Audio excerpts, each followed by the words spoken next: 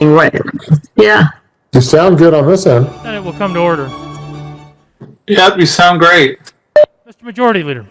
Thank you, Mr. President. I move a call of the Senate. A call of the Senate has been moved and properly sustained. Will the sergeants please close the doors, allow no senators to leave, and return all those who are absent from the Okay. chamber? Mr. Carpenter, please call the roll. Senators Bridges, Cook, Quorum,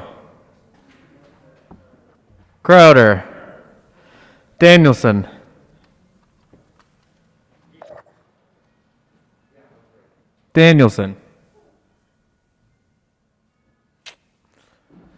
Donovan, Finberg, Fields, Foote,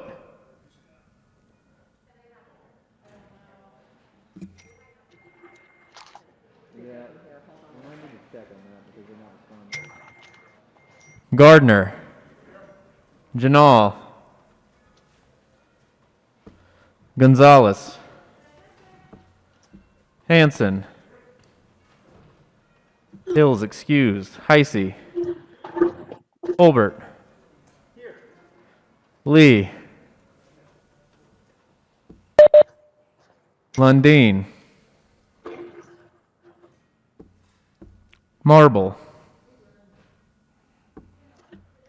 Moreno, Pedersen, Here. Priola, Present. Rankin,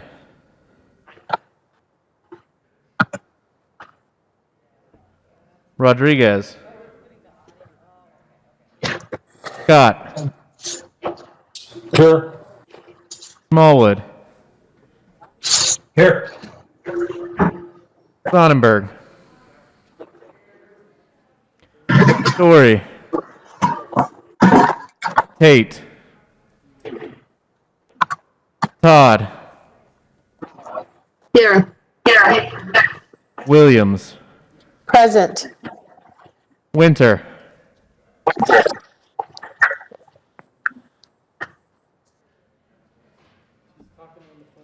Woodward, Zinzinger,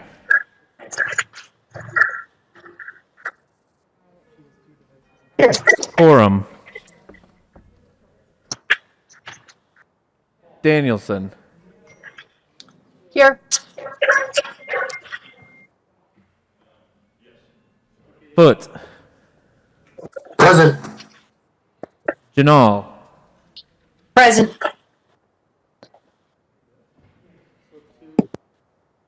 Lee, Here. Marble, Here. Rankin,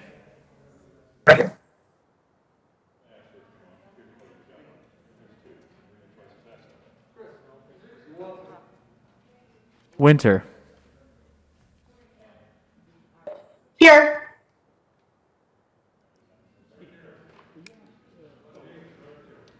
Lundeen, Cook,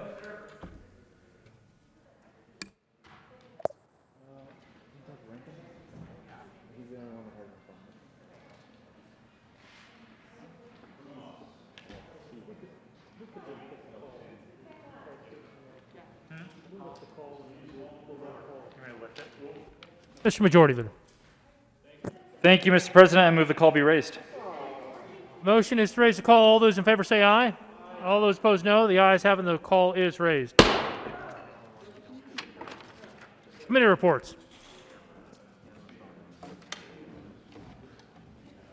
November 30th, 2020, Committee on Finance. African Service and Marriage Committee recommends the following. Senate Bill 6 be postponed indefinitely. November 30th, 2020, Committee on Finance. African Service and Merits Committee recommends the following. Senate Bill 10 be postponed indefinitely. November 30th, 2020, Committee on Appropriations.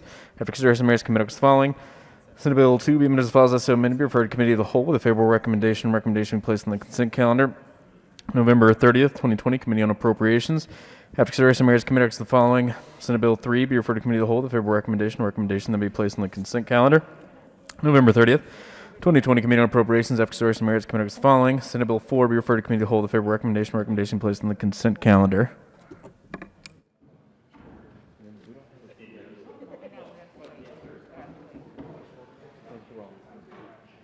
We're still waiting for approves. For one? Yeah. Yeah. But that's not on consent. That's not on consent. So yeah, that's true. I can do 3 and 4. Yep. Mr. Majority Leader. Thank you, Mr. President. Members, we are going to move into a special orders consent calendar. There was a request to remove Senate Bill 2. The Appropriations Committee, in their wisdom, put it on consent calendar, and then someone, you could guess, asked for it to be taken off. So we will be doing that. Mr. President, I move that the Senate take up Senate Bills 3 and Senate Bill 4 on special orders consent calendar at the hour of 7:13 p.m. The motion is that the Senate take up on special orders consent Senate Bill 3 and 4 on special orders at the hour of 1913. All those in favor say aye. All those opposed no. The ayes have it. The motion is adopted. And the Senate will take up those bills, Senate Bill 3 and 4, on special orders at the hour of 1913.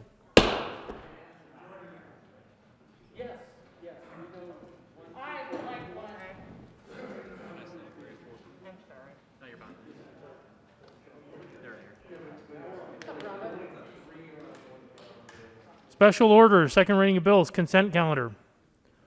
Senator Gonzalez.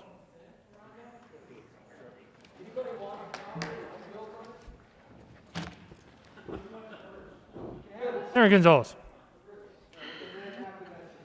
Gracias, Presidente. I move the Senate resolve itself into the Committee of Whole for the consideration of special orders, second reading of bills, consent calendar. You have heard the motion. All those in favor say aye. All those opposed no. The ayes have it. The motion is adopted. The Senate will resolve itself to the Committee of Whole for consideration of special orders, second reading of bills, consent calendar, and Senator Gonzalez will take the chair.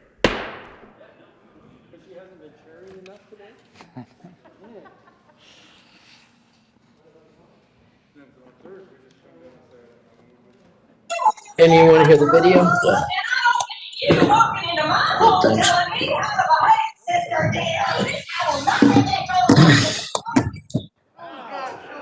Yeah, let me see if this is. Yo, somebody needs to go on mute.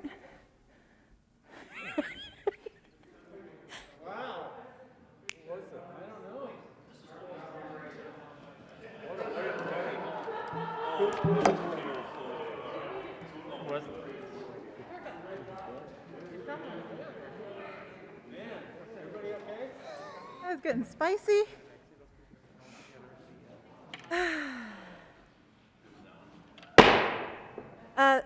The committee will come to order, y'all. The court rule is relaxed. Will the clerk please read the title of all of the bills on the special orders, second reading of bills consent calendar? Senate Bill 3 by Senators Fields and Crowder, Representatives Duran and Landgraf, concerning assistance for individuals who are unable to pay their energy utility bills in connection with transferring money from the general fund to the Energy Outreach Colorado Low Income Energy Assistance Fund. Senate Bill 4 by Senator Moreno and Representative McCluskey, concerning a transfer from the general fund and the Controlled Maintenance Trust Fund of money that will be available to the governor for a limited time for the transfer to the Disaster Emergency Fund for Public Health and Emergency Response expenses associated with the COVID-19 pandemic emergency. Majority Leader Fenberg. Thank you, Madam Chair. I move for the adoption of all the bills on the consent calendar and their associated committee reports, which include Senate Bills 3 and 4. Yeah. Are there any, and there's no committee reports? And the For both? Majority Leader Fenberg. Thank you, Madam Chair. If you just were patient and allowed me to finish my sentence as I was trailing off there, I was going to say, along with the Finance Committee reports for Senate Bill 3 and Senate Bill 4. Excellent. Is there any discussion on any of the committee reports on the consent calendar? Seeing none, the motion before the body is the adoption of all of the committee reports on the special order second reading of bills consent calendar. All those in favor say aye. Those opposed, no. Aye. The ayes have it, and the committee reports are adopted. Is there any discussion on any of the bills on the consent calendar?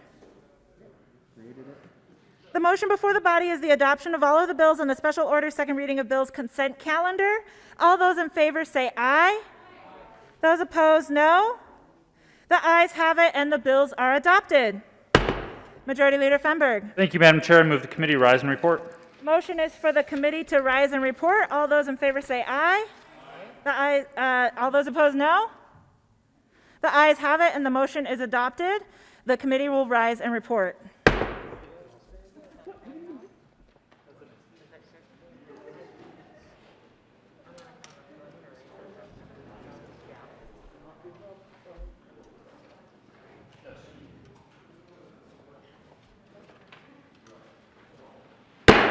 The Senate will come to order.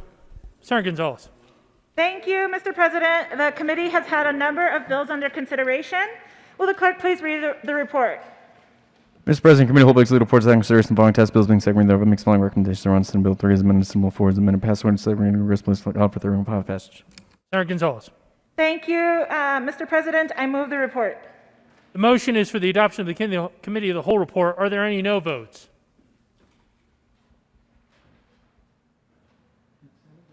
With a vote of 34 ayes, 0 noes, 0 absent, and 1 excused, the committee of the whole report is adopted. Senate Bill 003 as amended, Senate Bill 004 as amended, passed on second reading, ordered engrossed and placed on the calendar for third reading and final passage.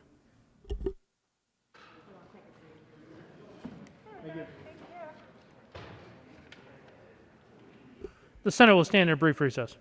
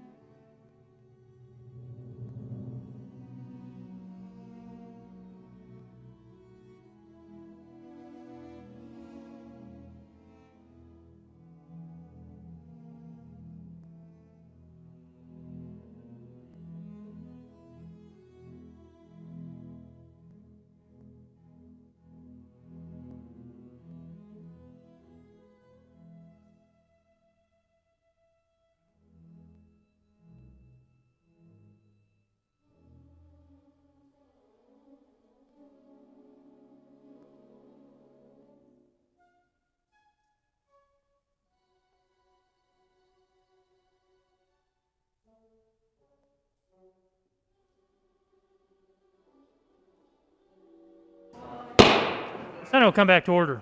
Committee reports. November 30th, 2020.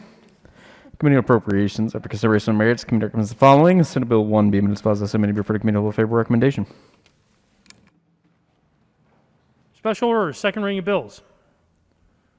Mr. Majority Leader.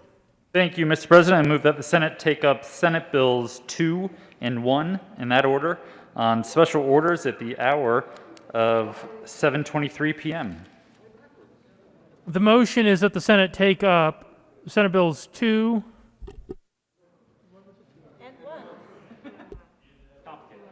and 1 at the hours of 19:23 on special orders. All those in favor say aye. Aye. All those opposed, no. The ayes having the motion is adopted, and the Senate will take up those bills on special orders at the hour of 19:23.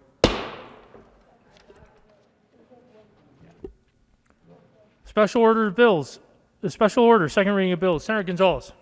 Thank you, Mr. President. I move the Senate resolve itself into the Committee of the Whole for consideration of special orders, second reading of bills.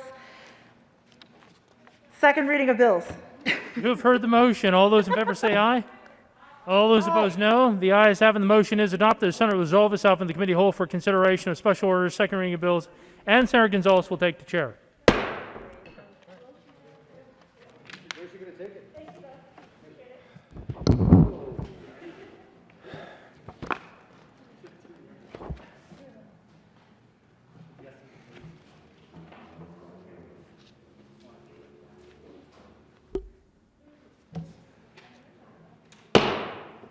The committee will come to order and the coat roll is relaxed.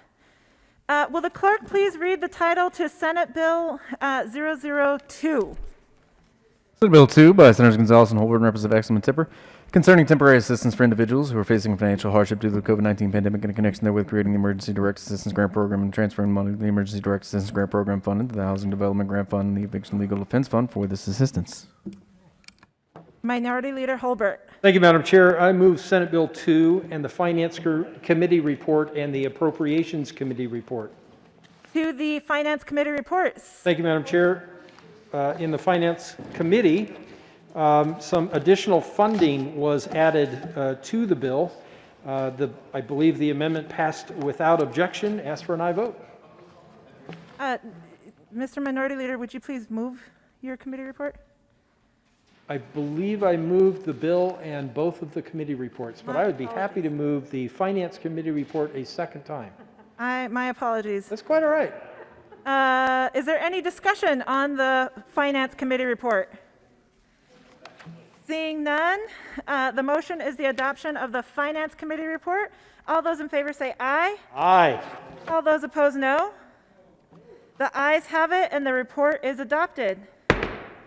To the Appropriations Committee report, Mr. Minority Leader. Thank you, Madam Chair. The Appropriations Committee appropriately appropriated an appropriation for this bill and asked for an aye vote. Is there any discussion on the Appropriations Committee report?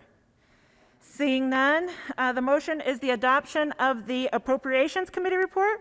All those in favor say aye. Aye. And those opposed, no. The ayes have it, and that report is also adopted. To the bill. Senator Lundin. There is an amendment on the desk. Will the clerk please read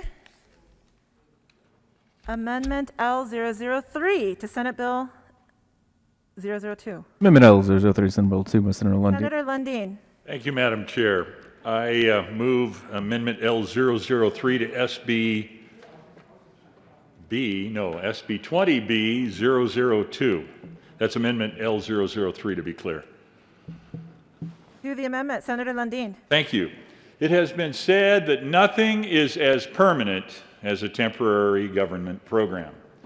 This particular amendment makes clear that, in fact, in this time of crisis, as we are creating temporary things in response to the crisis, that it is the intention of this legislature for the additional employees that are created by this bill to go away at the end of the crisis, and therefore give the lie to the concept that there is nothing as permanent as a temporary government employee. The bill sponsors have agreed to this, and it is therefore I think unanimously supported, I would hope unanimously supported, measure of accountability for this body. I urge your support of L003. Mr. Minority Leader. Thank you, Madam Chair. I can confirm that I consider this a friendly amendment, ask for an aye vote, and I believe my esteemed co-prime sponsor, who happens to be in the chair, shares that opinion, but far be it for me to speak for her. She may be giving you a nod or a thumbs up to verify that. Ask for an aye vote. Look at us all working together. Is there any further discussion on Amendment L003 to Senate Bill 20B-002? Seeing none, the motion is the adoption of Amendment L003. All those in favor say aye. Those opposed, no. The ayes have it, and the amendment is adopted. To the bill. Seeing no further discussion, the motion is the adoption of Senate Bill 002. All those in favor say aye. Those opposed, no. Aye. The ayes have it, and the bill is adopted.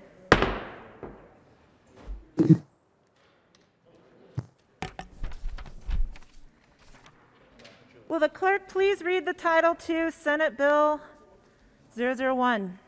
Senate Bill 1 by Senators Winter and Pruitt and Representatives Harrod and Sandridge concerning support for entities impacted by severe capacity restrictions due to the COVID-19 pandemic.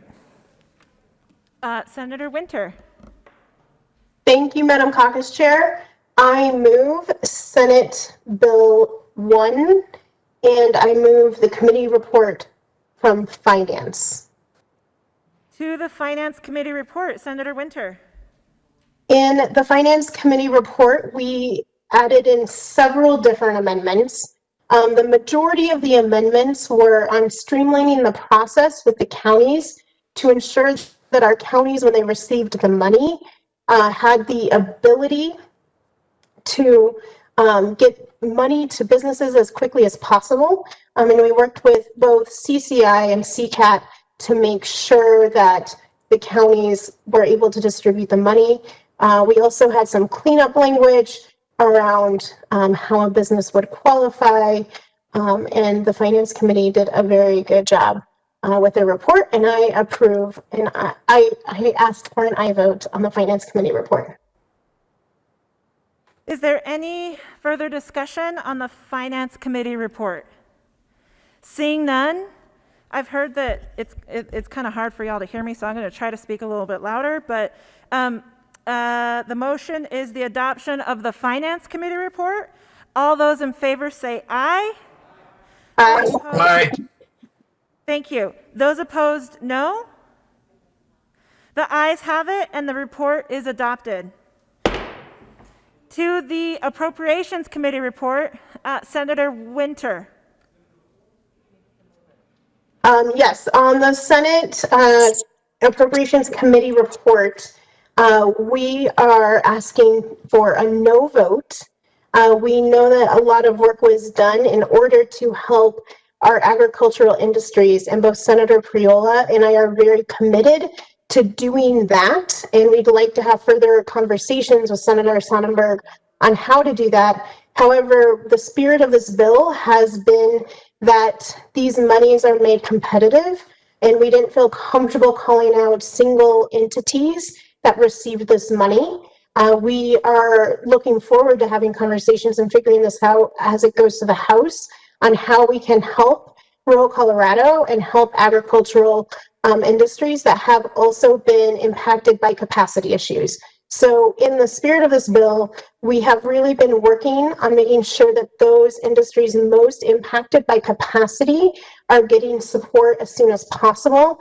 And we've also worked to make sure that it's a competitive process to access these funds, and calling out certain individual entities without having that policy.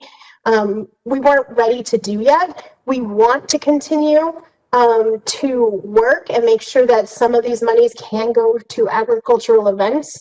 But with that, I ask for a no vote on the Appropriations Committee report. Thank you, Senator Winter, but would you please start by moving said Appropriations Committee report? I move committee report to the Appropriations Committee report to Senate Bill 1 and ask for a no vote. Thank you. Any discussion on the Appropriations Committee report? Senator Hansen.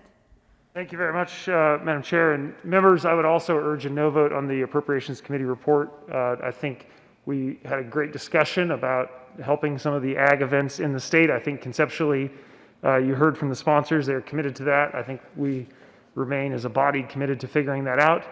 But there are some key elements missing from the amendments that were adopted in Appropriations report and in the committee. And I'd urge a no vote to give us time to improve those as it moves through the process. Thank you. Further discussion? Senator Sonnenberg. Thank you, Madam Chair. Well, I urge a yes vote, members. I'm not sure what the pieces that are missing that my colleague talked about, and I want to correct a couple things that the bill sponsor talked about, that there are nobody specified in the amendment or the bill that would get this. It would be just as competitive through the Department of Ag for any ag show that you need. I did, however, use examples. I used examples of the Colorado Farm Show in Greeley and the National Western Stock Show. So let me give you some of those details. National Western Stock Show alone has laid off 50 of their 95 people. If the average salary is $50,000, that's $2.5 million. If you take the 45 that are left to sustain them, you understand the predicament we're in. Now, that doesn't cover the utility bills and everything else that's involved with the National Western Stock Show. And ladies and gentlemen, we don't have time to wait. They are in dire need, as well as the Colorado Farm Show. Now, there are others, absolutely, I'm sure there are. Those were just the two easy examples that I'm familiar with. We could look at the Governor's Forum on Agriculture. We could look at a number of other things. Members, just because this wasn't part of your earlier conversations and was a forgotten footnote, doesn't mean that we shouldn't do something to help them as well. That's why I'm asking you to support the report from the Appropriations Committee so that we can actually do something to keep these institutions functioning. I can tell you, if we don't do something, we stand the possibility of losing them forever. And we have already put money into a rebuilding of the National Western Stock Show complex. If we lose one of the three partners there, I can tell you we're screwed. Ladies and gentlemen, $3 million is not a lot of money in this $270 million stimulus. When we have a budget where we have a surplus of maybe $1 billion, we don't know all the numbers yet. $3 million is a small price to put towards the Department of Ag to help them administer this program, to keep the National Western, to keep the Colorado Farm Show, any of the other farm shows in the state. It was a good idea in appropriations. I don't know what happened. I just gave you simple numbers that maybe $3 million isn't enough. But I think $3 million is a reasonable ask. I would ask for your approval of the Appropriations Committee report. Thank you, Madam Chair. Thank you, Senator Sonnenberg. I'm going to keep in the back of my mind that $3 million is a small number. Senator Coram. Thank you, Madam Chair, and I rise in support of the amendment the good Senator Sterling presented. This is a big deal in rural Colorado. But frankly, rural Colorado seems to be left out a lot these days. The National Western this year basically is operating in Nebraska, in Grand Island, Nebraska. That's where the show will be this year. If you want to move it permanently to Grand Island, probably a no vote is the appropriate vote. But if you want to save these jobs, save the National Western for Colorado, that has over 100 years of history, this is a good vote. Now, I tell you that rural Colorado seems to be left out. Let's go back to earlier in the year when the CARES money came originally. The 5 big counties got this direct disbursement from the Treasury. The other 59 was left holding the bag. Those 59 counties got less money than the big 3. Now, if we want to say that we're out there, we're working to help rural Colorado, let's walk the walk. If you're just going to talk about it and vote no, that's a hollow promise to rural Colorado. I ask for an aye vote. Senator Moreno, followed by Senator Lundin. Thank you, Madam Chair. And colleagues, I'll encourage a yes vote on the rejection of the committee report. I was a no vote in appropriations on the amendment. Colleagues, the issue is that for many of the items that are in these relief packages, the problem was well defined. There was a lot of analysis that went into what the problem is and the ideal solution to those problems. I can't necessarily say the same for what was added in the Appropriations Committee because it kind of just came up and it was adopted, and I just personally don't have the confidence that that type of analysis, scrutiny, accountability went into this issue as well. I do think there are venues that are struggling, and I know the National Western Stock Show is one of them. That is a well-defined problem, and it is something that I think we are all committed to making sure that the National Western Stock Show is successful, as well as these other agricultural organizations. Colleagues, I'll just say I am slightly worried as well about some possible overlap in the bill now. I asked a question in the Appropriations Committee because this bill does apply to event venues and spaces. So I asked, what is different about this? And the sponsor of the amendment simply said he didn't feel it was necessarily a good fit with those other entertainment and event venues. To me, that means that there could possibly be a pot of money here for these agricultural organizations and a pot of money that they also qualify under the event venue category. I just think that there are some things that need to be worked out here, and we should take just a little bit more time on this. And so I'll encourage you to reject the Appropriations Committee report. Senator Lundin, followed by Senator Donovan. Thank you very much, Madam Chair. I urge you sustain the action that was taken by the Appropriations Committee. The big 3 in Colorado used to be oil and gas, agriculture, and tourism. Well, tourism's under incredible difficulties based on the coronavirus and the policy choices that the governor has put in place. Oil and gas is under incredible assault based largely on the actions taken by this body. Agriculture, I know that's true. Agriculture is the historical, it's the legacy, it's what connects us to our past, and in many meaningful ways it connects us to our future.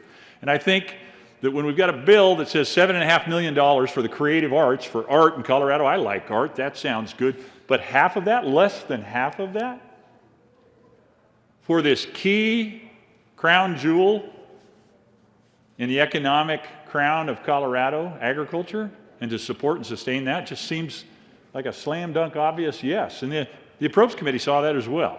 So I urge that you vote yes in sustaining the Appropriations Committee report and providing this glimmer of hope to this key element of our economy here in Colorado. Thank you, Madam Chair. Senator Donovan.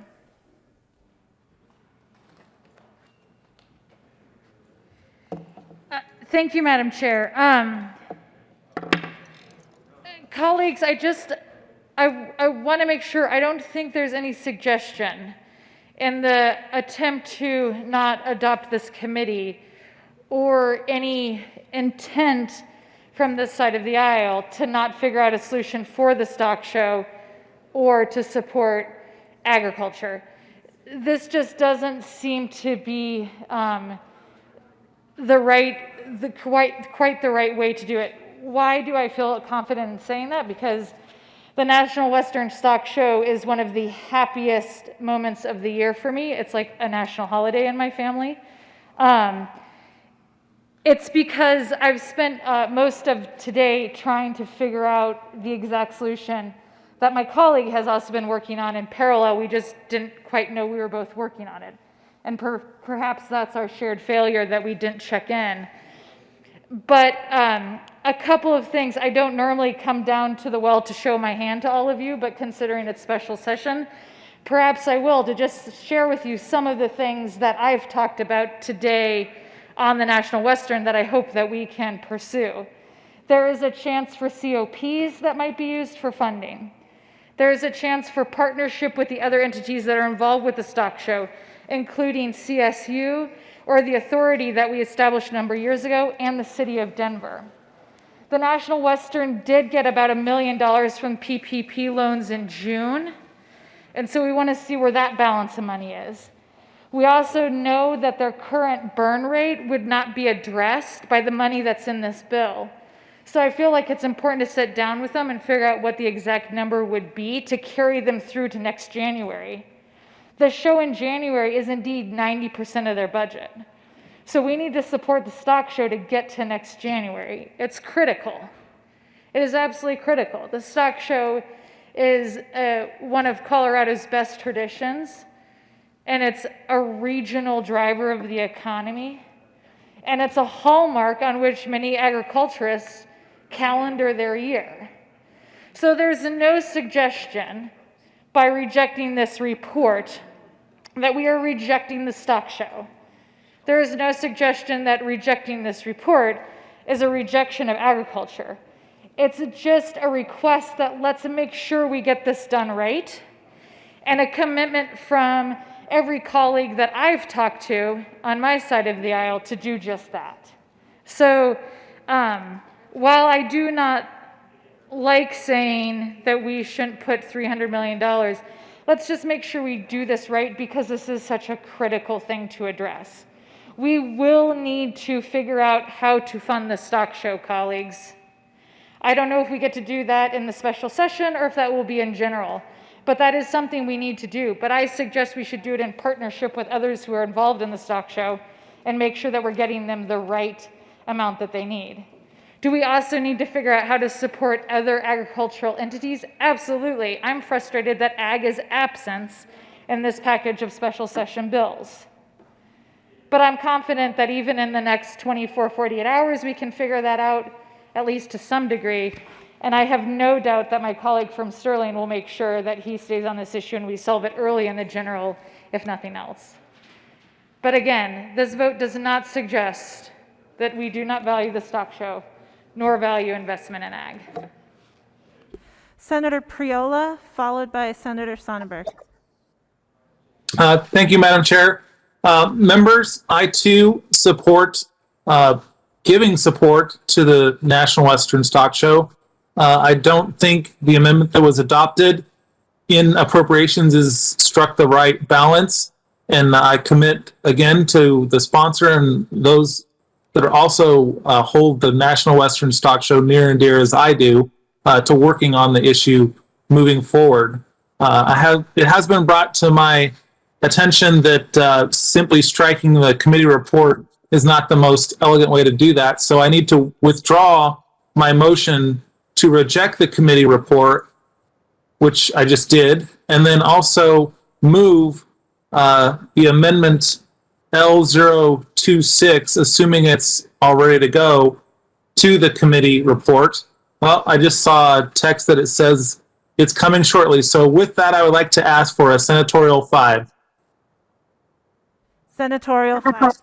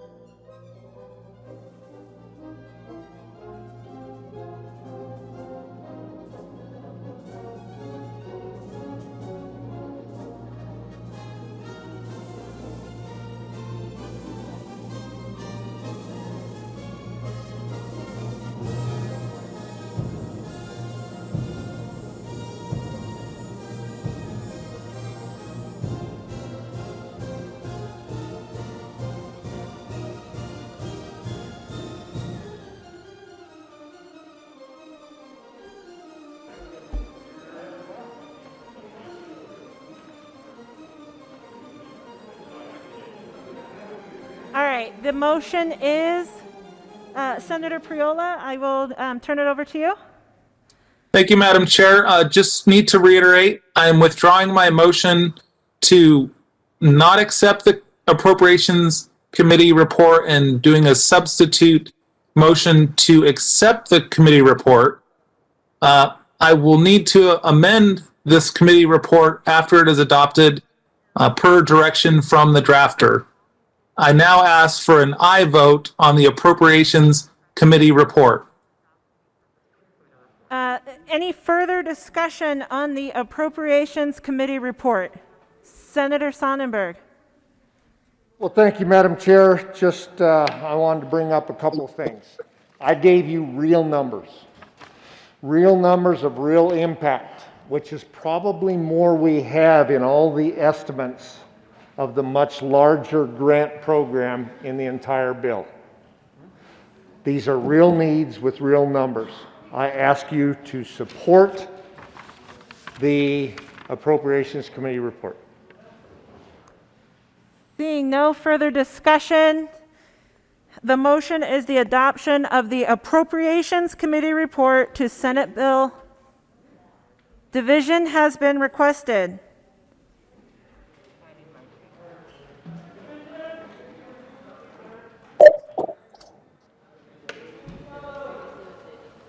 So basically,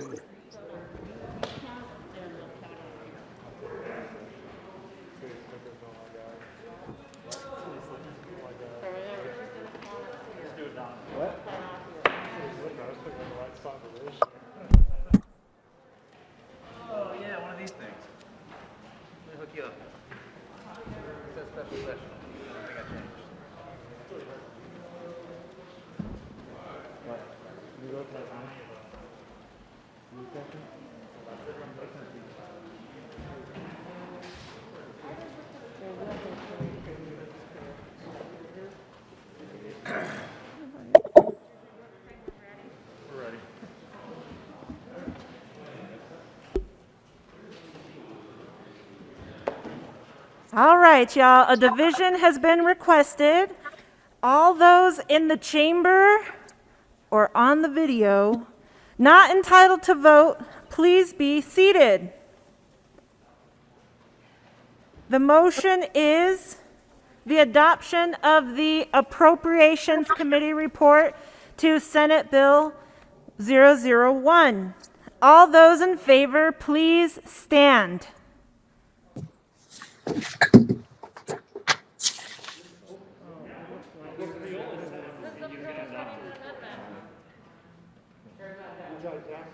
The chair is not in doubt.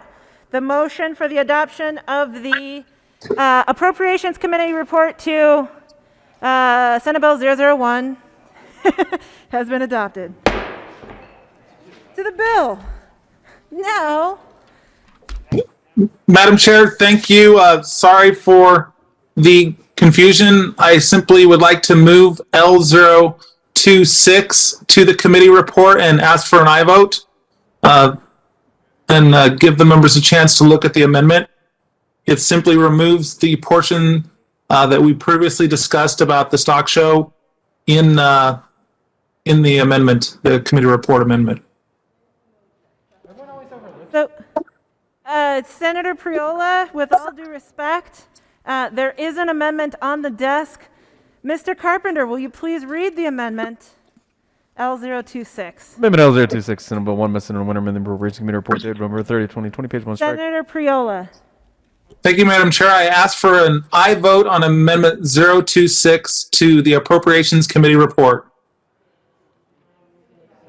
Would you mind moving the amendment? I apologize, Madam Chair. I move Amendment L026 and ask for an aye vote. Thank you. Discussion on this amendment, Senator Moreno, followed by Senator Sonnenberg. Thank you, Madam Chair and colleagues. I do encourage a yes vote on Amendment L026. I know we had some of this discussion when we were talking about approving or rejecting the Appropriations Committee report. There is an actual appropriation on this bill, which is important to maintain, which is why there was a little bit of confusion. But this amendment that we have before us would actually strip out the provisions that we talked about earlier. I request a yes vote on L026. Senator Sonnenberg. Well, thank you, Madam Chair. Wouldn't it have been just easier to not adopt the committee report? I mean, what? All right. Ladies and gentlemen, what this does is this basically guts the committee report. It would have been easier just to reject the committee report. That's what I thought you were going to do. But given my colleague from Adams County was confusing to everybody, I wasn't sure exactly what was going on.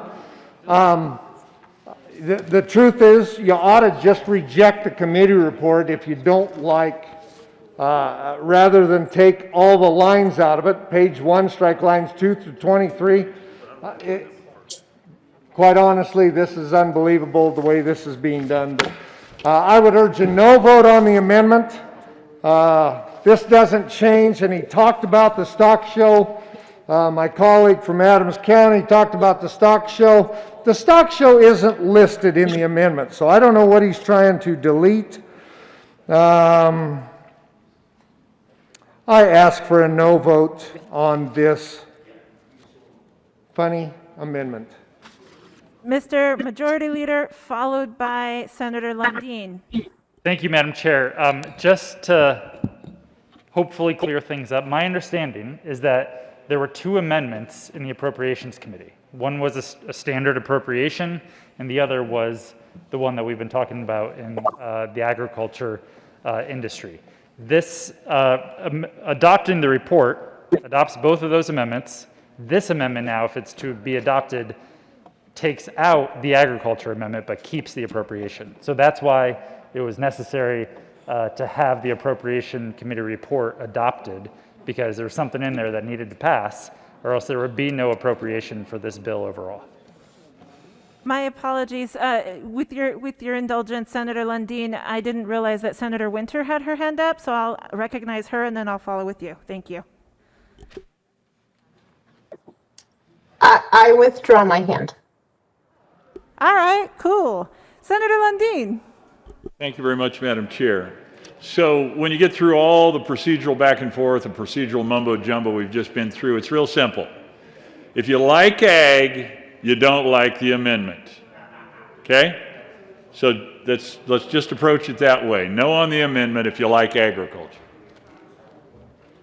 Any further discussion on Amendment L026? Seeing none,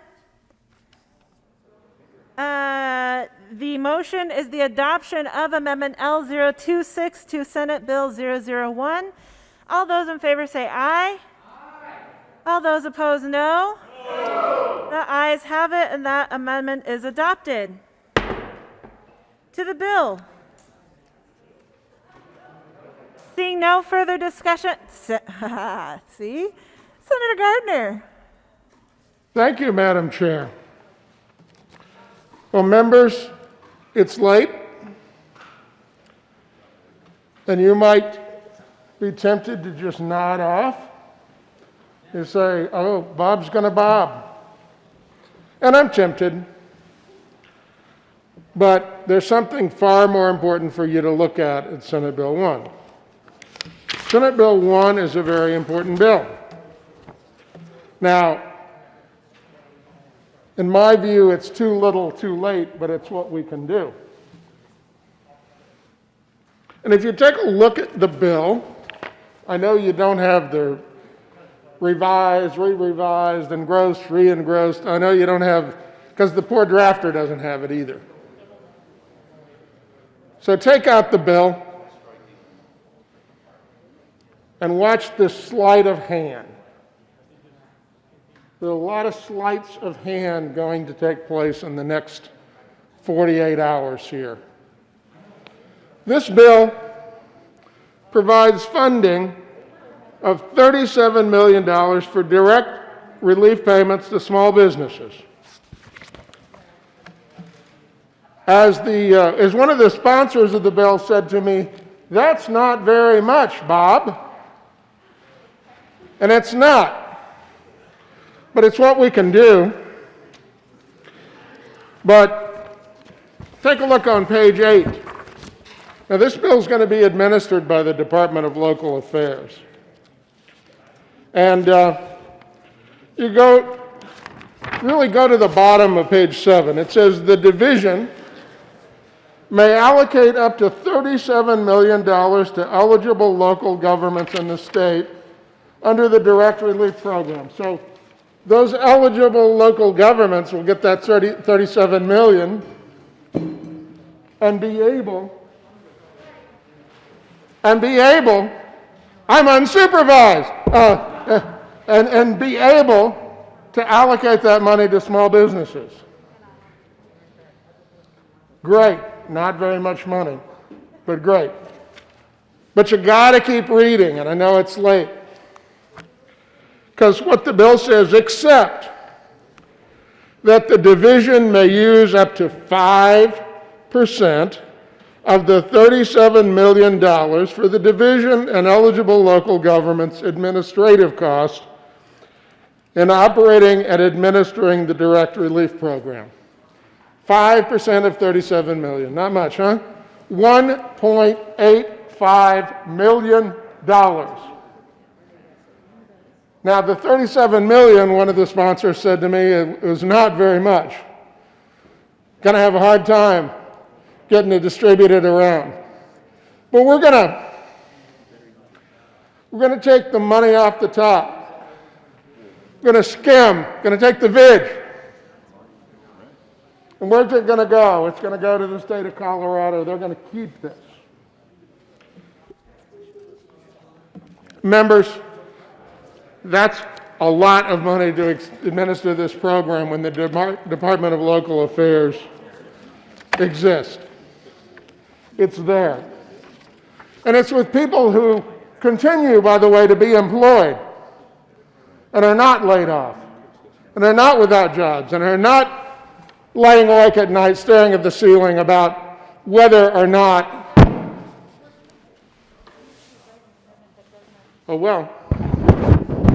whether or not they will have a job tomorrow. $37 million? No, it's not $37 million. It's 35.2. At least we ought to engage in a little honesty here. 35.2 to be distributed and 1.85 for the Department of Local Affairs. Unless, of course, we do something about that here today.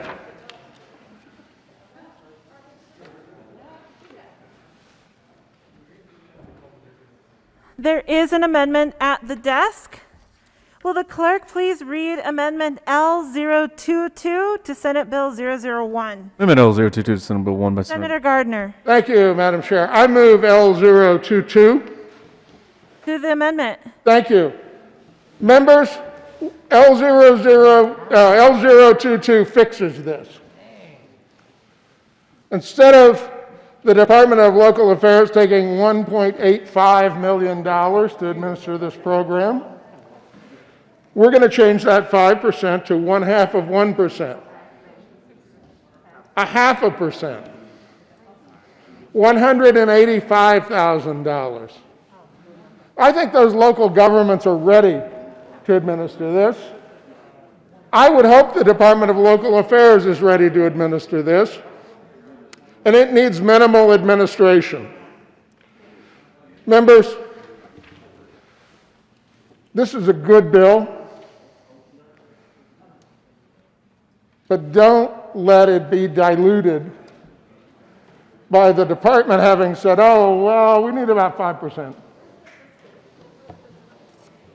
We need about 5%. We need 1.8 million to administer the program. Members, I asked for an aye vote on L022 to ensure that we do not have excess administrative costs held by the state of Colorado from the people that it is intended to help. Senator Winter, followed by Senator. Thank you, Madam Caucus Chair. And I agree with the good senator from El Paso County. And as we know, during special session, we've been drafting many amendments. And this was actually one of the things we were supposed to fix. And so I would like to know what the amount of, I believe it was said 0.5%, because it is our intention that the division actually only gets $150,000 in order to administer this. So DOLA only gets $150,000, and that the counties can use up to 5% for administrative fees, because they're really the ones with local on the ground relationships with their small businesses to allocate money. This was our intention. We did not get that amendment in committee today. And so I would like to ask for a senatorial 5 while we work out with the bill drafter and the good senator from El Paso County, if that is an appropriate solution. Excellent. Senatorial 5.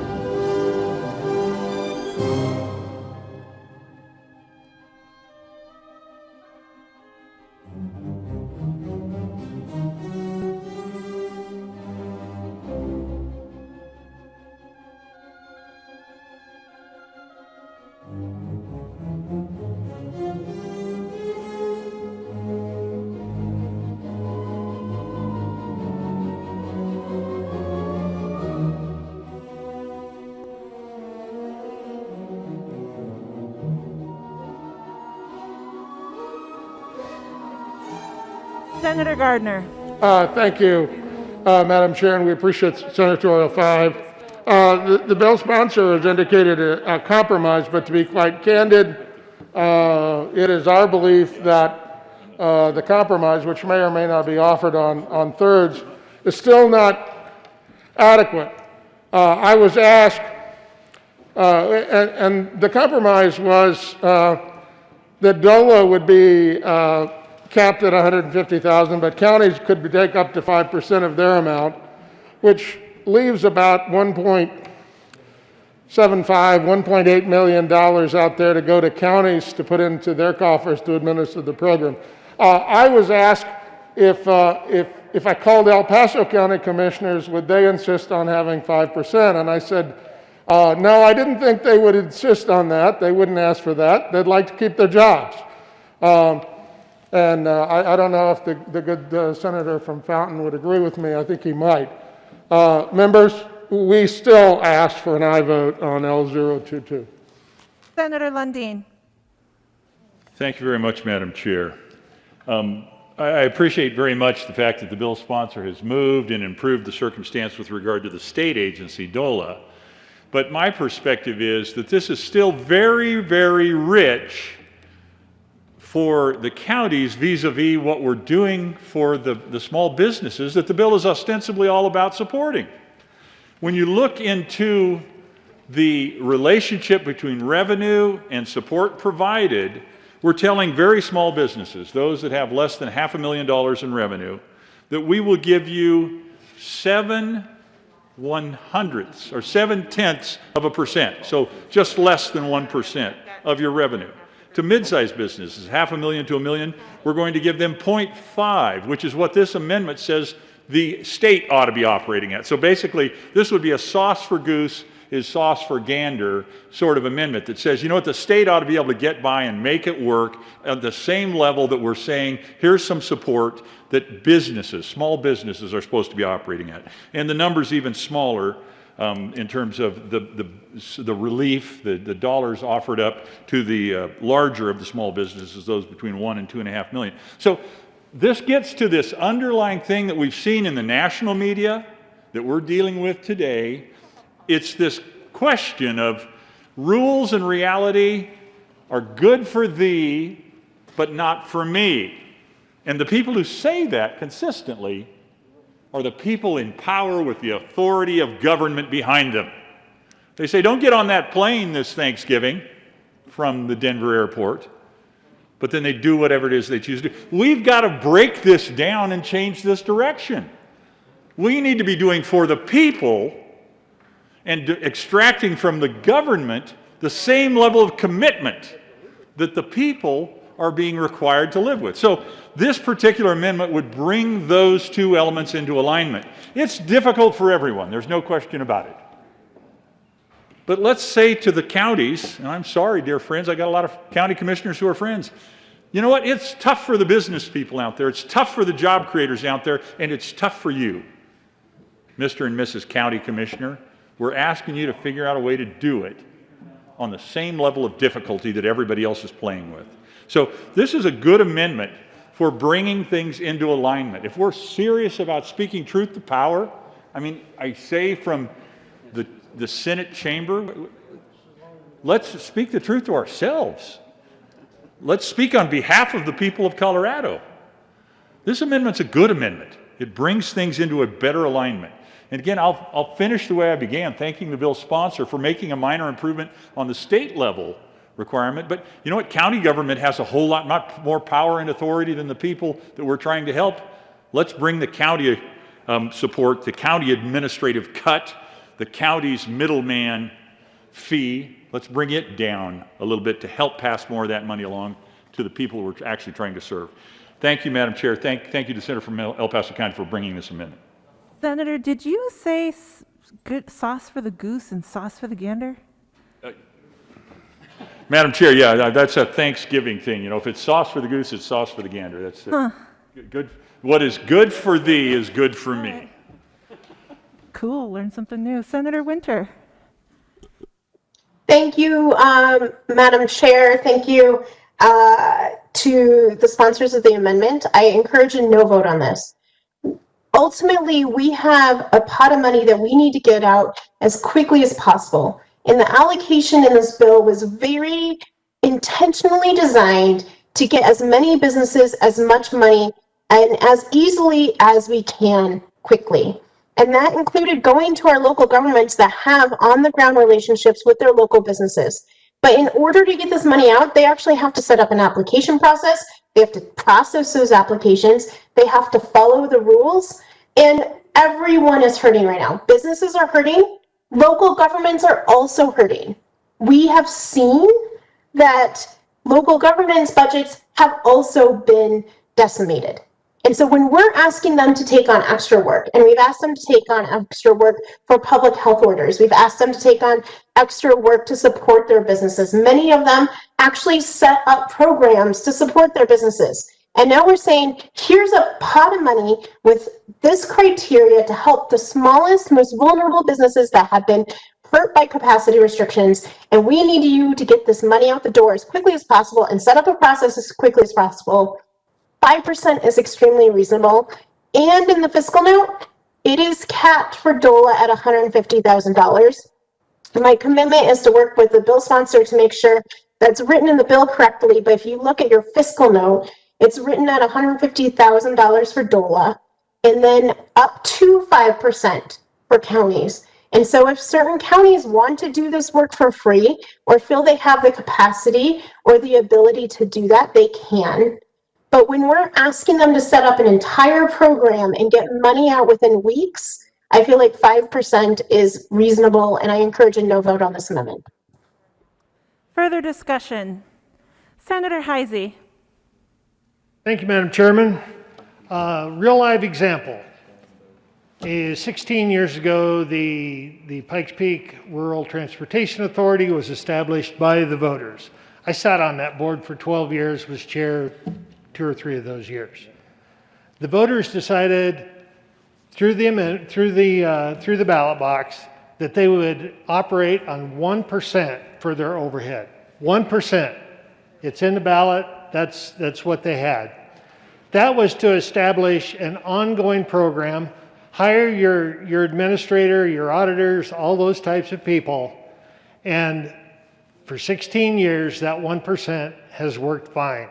We're talking about a short-term program here to get money out the door quick, to get it to people. We're not talking about hiring a bunch of help. I would have to say that the amendment is exactly what we're looking for, and I would urge an aye vote. Senator Woodward. Thank you, Madam Chair. And I'm not too sure if this amendment really goes to the workload that we're about to place on these counties. So I'm concerned. There are 564,000 small businesses in the state of Colorado. If all of those folks decide to apply for a grant, this could take untold hours for those counties to implement, because we know that $37 million that we're about to distribute amounts to about less than $70 per business. That's what this deal does. Congratulations, Colorado. Here's $65 for each of you. That's an average number that's out there. But instead of spending our time here, I guess if we had a chance to raise that amount of money that we're giving to those small businesses and let them keep a little more than the $65 that this amounts to, I guess I've just talked myself into supporting this amendment by taking a little bit away from the folks who will be pushing the paper. Senator Winter. Thank you, Madam Chair. And I just want to reiterate that I work diligently to work with our counties, work with CCI, work with CCAT, work with eastern rural counties, working with mountain counties, working with urban counties to make sure that the amendments we did in finance today made this administratively doable. The counties have worked really hard with the sponsors to make sure that they are ready to step up and distribute this money. Now, on an average of a small amount of money to every business, we have repeatedly acknowledged but this is not enough to save every business in Colorado. This is not enough to solve problems. We're going to need the federal government to step up in partnership to do that. But we're here today to use the money we can and get it out as fast as possible. And we're doing that in conjunction with our local governments that have relationships with businesses on the ground and are willing to do this work. Further discussion? Senator Tate. Thank you, Madam Chair. I would like to point out that probably the best thing to do in terms of helping businesses out is to do what we can to have a business-friendly environment and business climate so people reinvest in their small businesses, notwithstanding the pain they've suffered this past year. I know that concept is not in favor right now. I'd also like to point out when I heard that local government's hurting, I just don't think government's hurting as much as the small business sector. I read an article in the Wall Street Journal a couple weeks ago that noted if there was a stock exchange for privately held small companies, the value of the market would be down over 60%. And then when you think about that, as well as the fact that probably all the job loss in our economy since March 1st has been in the private sector, not government jobs, I really, it doesn't really give me a warm fuzzy hearing that, government's hurting just as bad as entrepreneurs and small business people who are probably going to be shutting themselves down over the winter.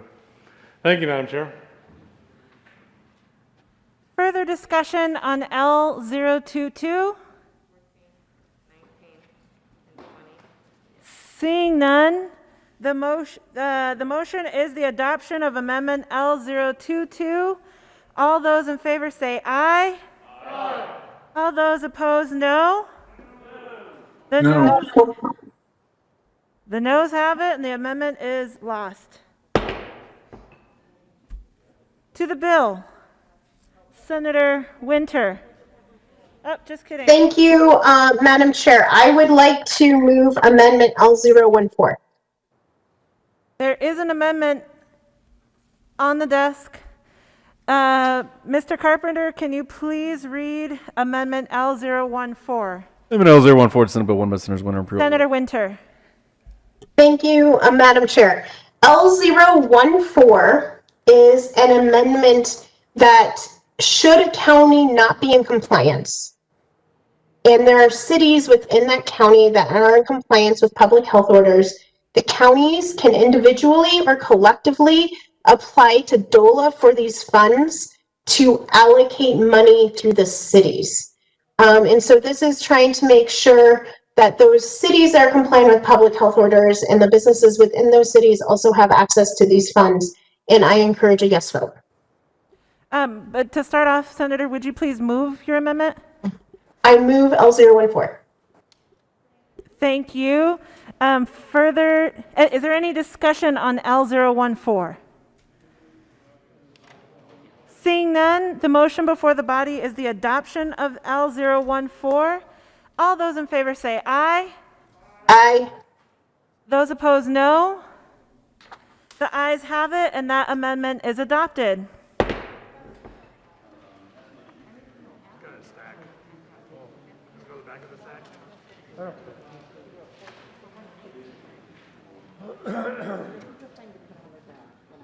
Senator Winter. Thank you, Madam Chair. I move L015. There is an amendment on the desk, which I will ask the clerk to read, and then if you can please move your amendment. Mr. Carpenter, can you please read Amendment L015? Amendment L015 to Senate Bill 1 by Senators Winter. Senator Winter. Thank you. I move L015. Is there any discussion on L015? Senator Winter. Senator Winter. Thank you, Madam Chair. This is saying that if a county has eligible funds and they have allocated all the money to businesses that are under the $2.5 million revenue cap, if there's any money after that, they can increase that cap. And I encourage a yes vote. Is there any further discussion on L015? Seeing none, the motion before the body is the adoption of L015 to Senate Bill 001. All those in favor say aye. Aye. And all those opposed say no. The ayes have it, and that amendment is adopted. There is an amendment on the desk. Will the clerk please read Amendment L016 to Senate Bill 001? Amendment L016, Senate Bill 1 by Senators Winter Priolo, amend the Finance Committee report dated November 30, 2020, page 2, line Senator 29. Winter. Thank you, Madam Chair. I move L016. Discussion of L016, Senator Winter. We have had a lot of discussion today about what the appropriate loss of revenue between last year and this year is. The original bill was drafted at 10%. We went to 33% in committee. People thought that might be too restrictive to help those businesses hurting, and we came down to the middle at 20%, and that is L016. Further discussion on L016. Seeing none, the motion before the body is the adoption of Amendment L016. All those in favor say aye. Aye. All those opposed say no. The aye has it, and that amendment is adopted. There is another amendment at the desk. Mr. Carpenter, can you please read Amendment L019 to Senate Bill 001? Amendment L019, Senate Bill 1 by Senator Winter, amend printed bill page 6. Senator Winter. Thank you, Madam Chair. I move L019. To the amendment, Senator Winter. This bill helps us include this amendment, L019, includes in the bill small businesses that started between January 1st, 2020 and March 26, 2020, when the first health order went into effect. So we had a lot of entrepreneurs starting new businesses that are trying to keep those new businesses alive, and we want to make sure that they are included in this bill, and I encourage a yes vote. Discussion on the amendment, Senator Lundin. Thank you very much, Madam Chair. And to the bill sponsor, I want to be clear. As I read the amendment, it looked like it was excluding businesses started after January 1st of 2020. Is that the intention of the bill sponsor? Do I understand the amendment correctly? Senator Winter? Thank you to the good senator from El Paso County. This bill actually is including them in the bill. So including businesses that started in the first quarter of 2020. Senator Lundin. Thank you. I think it's a good amendment. Senator Woodward. Thank you, Madam Chair. And to the bill sponsor, I'm aware of a number of businesses that decided to take an even braver step during the midst of COVID, all the way up until late April. And they said, you know what, there's a need in our community for all kinds of new businesses, perhaps delivery of food to some elderly folks. And you know, I think your amendment is good. I plan to support it, but I worry that it doesn't go far enough. What about those businesses who actually opened up in the middle of a lockdown? Senator Winter. Thank you, Madam Chair. Thank you for those comments. I'm willing to have more conversations about that. Also, those businesses opened up knowing the restrictions that they were going to be facing. And often those new businesses opened up to actually fill a void, given that the restrictions were opening. If we want to include those businesses, we can have those conversations, but they had more information than the businesses that opened up right before the public health orders. Senator Woodward. Thank you, Madam Chair. And to the bill sponsor, perhaps we pick a date that simply says we'll accept any new business that opens up until the time that the governor decides that we are no longer under an emergency. That way, any new business that opens up in the next couple of decades could probably qualify for this program, because I don't see the governor retracting his powers anytime soon. You don't need to comment on that, by the way.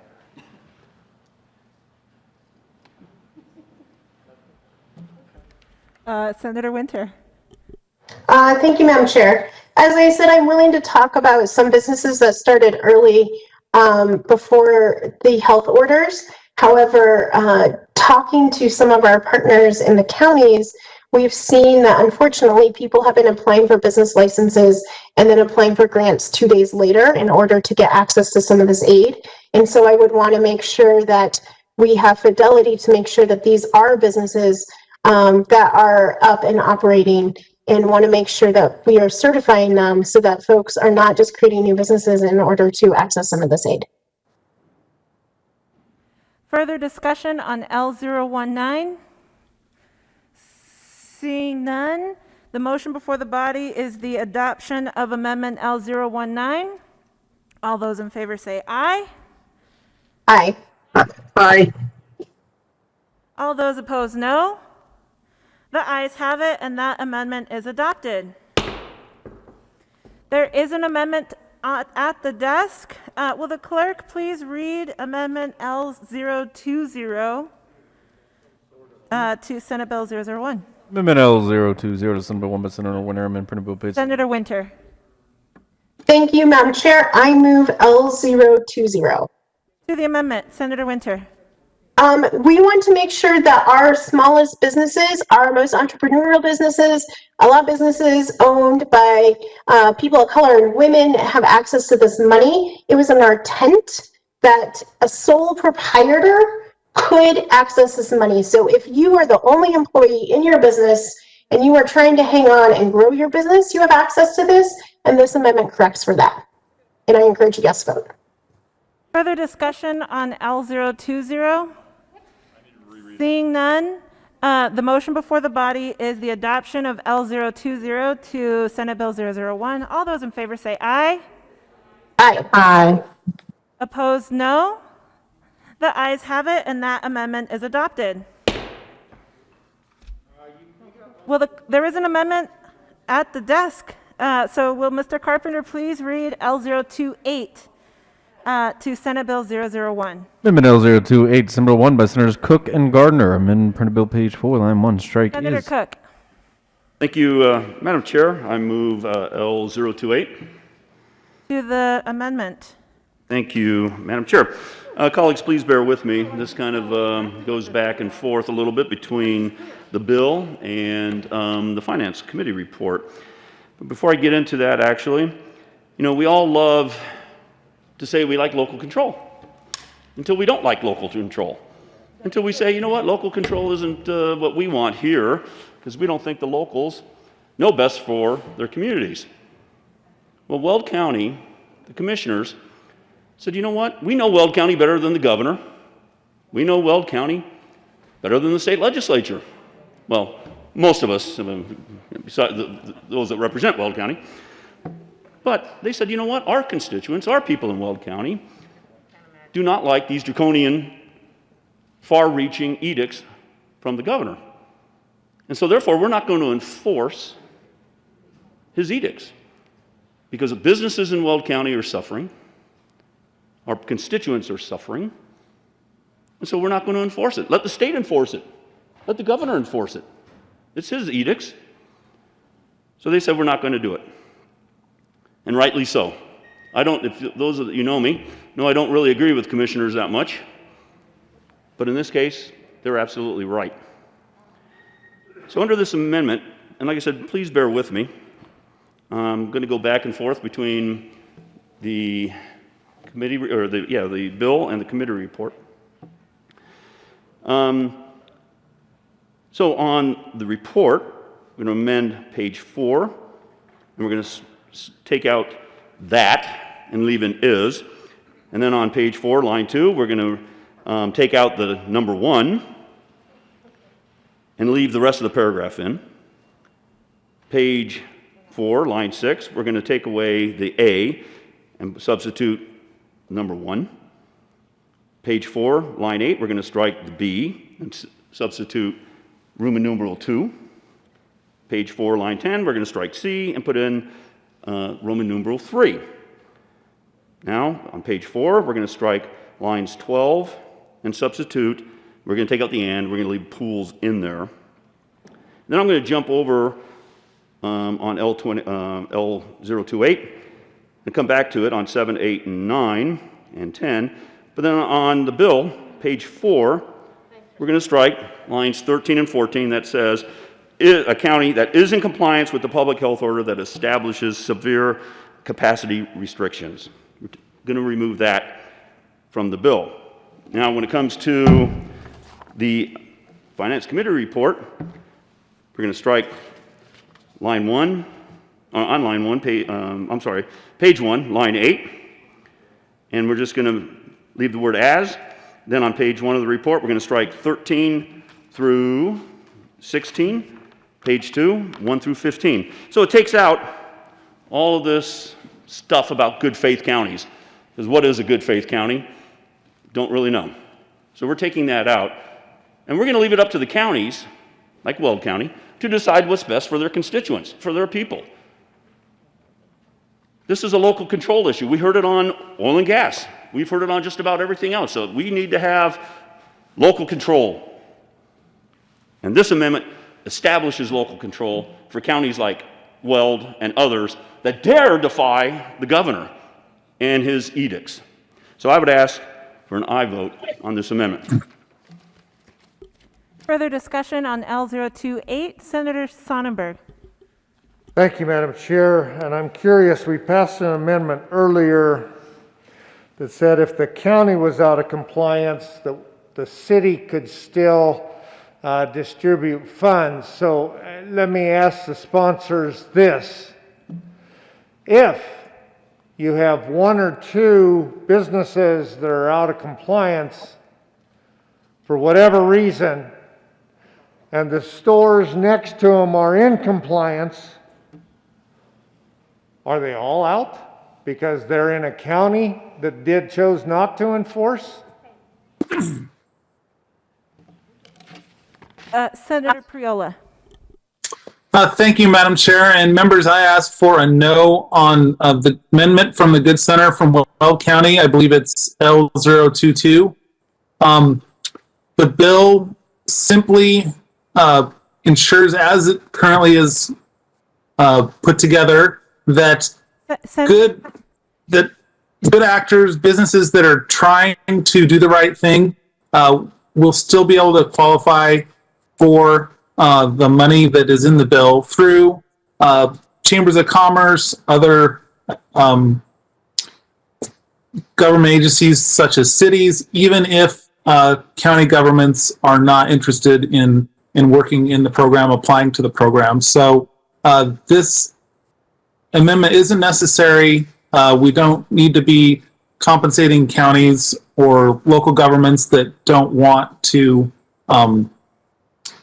protect public health. Ask for a no vote on L022. Just to clarify, Senator, this is Amendment L028. Senator, but I appreciate that. Senator, sorry, which one? Is that Senator Sonnenberg? Hi, Senator Sonnenberg. Proceed. Thank you, Madam Chair. Well, that's interesting from my colleague from Adams County. So I thought this bill was to help businesses and not punish, not be an iron fist. So are we actually want to help businesses? Businesses that said that these orders may have been a death order for them, and they were trying to determine how best to survive. And so because they made a decision, you drafted a bill that wants to punish those in Weld County, Logan County, Morgan County, Washington County. Do you want me to go on? Because now what you have is a front range bill. And even not all the front ranges qualify. Are there places along the front range counties that didn't qualify? So Douglas County is out because maybe one of the restaurants didn't add or follow the correct procedure? This is rather disappointing that we actually have now a bill instead of for help to the businesses that we shut down. As government, we shut down. Instead, we're going to punish them. That's ludicrous. I asked for an aye vote. Senator Cook. Thank you, Madam Chair. Not only is this a punishment bill, but it's a blackmail bill. We're going to blackmail counties that don't agree with us. Or, better yet, the governor, because this is a governor bill, basically. And so if you don't agree with the governor, we're going to extort the counties. We're not just going to punish them, we're going to extort them. And I challenge the good senator from Adams County. This amendment is necessary because unless he thinks all businesses are within city limits, then okay, we don't need it. By his own words, he said, hey, we don't need this amendment because we have the amendment that said if you're a business inside of a city, the money can be distributed out to those cities. Well, there are many businesses out in the county. And the other part they talked about was, well, counties, if they're not interested in distributing the money, we can give it to nonprofits and let them do it. Make no mistake, Weld County is more than capable of distributing the money to businesses. So this amendment is needed, and I would ask for an aye vote on it. Senator Gardner. Thank you, Madam Chair. Well, if this was a blackmail bill or an extortion bill, they'd at least ought to put enough money in it that it mattered.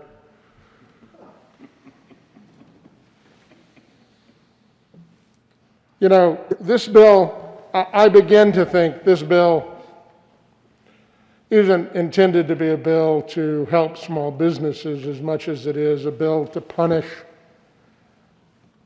rebellious counties, to punish those that would challenge. This bill doesn't befit the state of Colorado. This bill befits the People's Republic of China. I've been struggling for days to characterize what this bill reminds me of, and it reminds me of what totalitarian governments do when they hand out their favors. Those who support the regime will get the favors, and those who challenge the regime will be punished. And this bill clearly calls out a set of county governments that are made up of loyal, law-abiding citizens of the state of Colorado who are dying,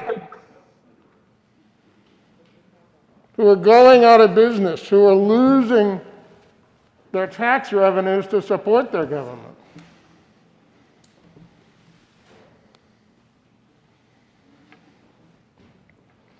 This is a bill that was turned by these very provisions from a bill that's to help small businesses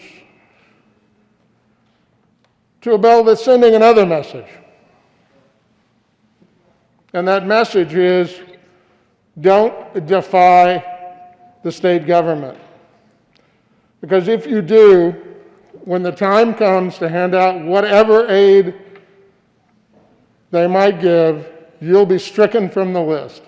This amendment turns this bill back to what it is supposed to be, what we have told the people of Colorado that it is, and I believe that it is what everyone in this chamber would want it to be.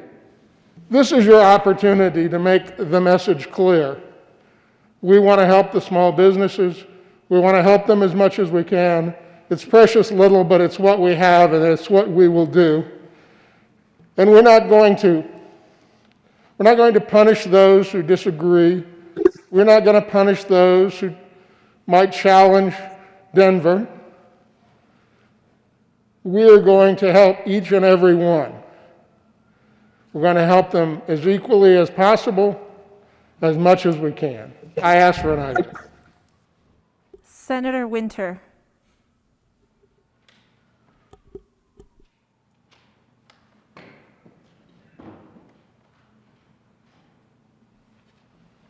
Senator Winter? Thank you, Madam Chair, and thank you for these comments. So first of all, this is not the governor's bill. And the good senator from Will County, my name is on this bill. I've negotiated and worked on this bill all weekend with many counties, many local governments, many local businesses. And I stand by this bill and I stand by this provision in this bill. And it's because decisions are being made right now where my hospitals are full from residents that aren't in my county because of decisions that are made in other counties. And one of my citizens had a heart attack this weekend and had to be transferred 20 minutes to a different hospital because there wasn't capacity.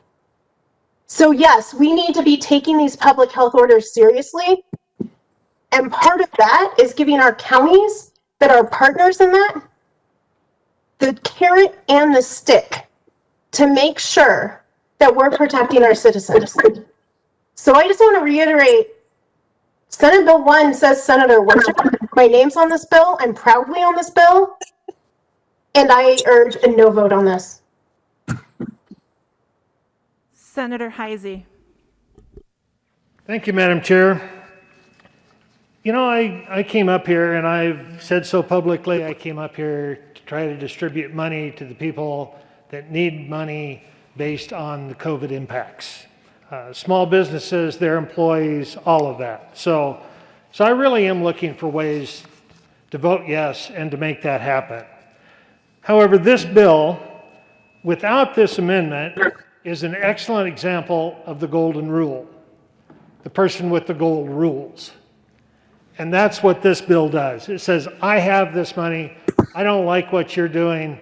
I'm not just going to penalize you. I'm going to penalize all of those businesses in Senate District 2 that are not in a city, they're not in a chamber of commerce. You have to understand, rural is different than urban. We have so many businesses in rural Colorado that their only level of government is the county government. If you're going to penalize whole counties because you don't like the way they're acting, because they have independent thought and independent actions, you're penalizing all of those small businesses and their employees. I urge an aye vote on this amendment. Senator Priola? Thank you, Madam Chair. You know, I support this bill for a number of reasons. One of them is that you shouldn't get paid for not doing the work, and there are some counties in the state that don't want to put the effort in. I also support the science behind COVID-19 and ways to mitigate it. When the feds acted in the spring, the Trump administration and such sent out checks to folks in need. Many that are now criticizing this bill applauded what they did at the federal level. The good Senator Winter and I from Adams County are trying to fill the void that the federal government has not been able to come to agreement on in the recent weeks and months on a second package. And we're trying to help out in a targeted manner those hurt the hardest, be it restaurants, gyms, so on and so forth. The federal government for decades has used money as an encouragement to do the right thing. Think of the highway funds tied to drinking ages, so on and so forth. So I was set back just a little bit by my colleague from Adams County who described this bill as doing what they do in China. I reject that as maybe the words of someone who is as tired as I am on this late night, but not meant in malice. So with that, I would simply ask for an aye vote on Senate Bill 1 and a no vote on the amendment I believe we're still on, L026. This is L028. Senator... L028. Thank you. Thank you, Senator Priola. Senator Gardner. Thank you, Madam Chair. Well, just briefly, my friend and colleague from Adams County made a case for his bill and against this amendment by saying that this is what the federal government has done to you for so many years. So it should jump right in. The federal government has extorted you for many years here in Colorado. If you don't do what the federal government likes, they won't give you the money. They'll withhold the money. The money that, by the way, they got from you to start with. So before they give it back, they'll impose some conditions on it. I just say, of the argument posed by my friend and colleague from Adams County, I think you proved too much. Mr. Majority Leader. Thank you, Madam Chair. Members, we've had a lively debate. But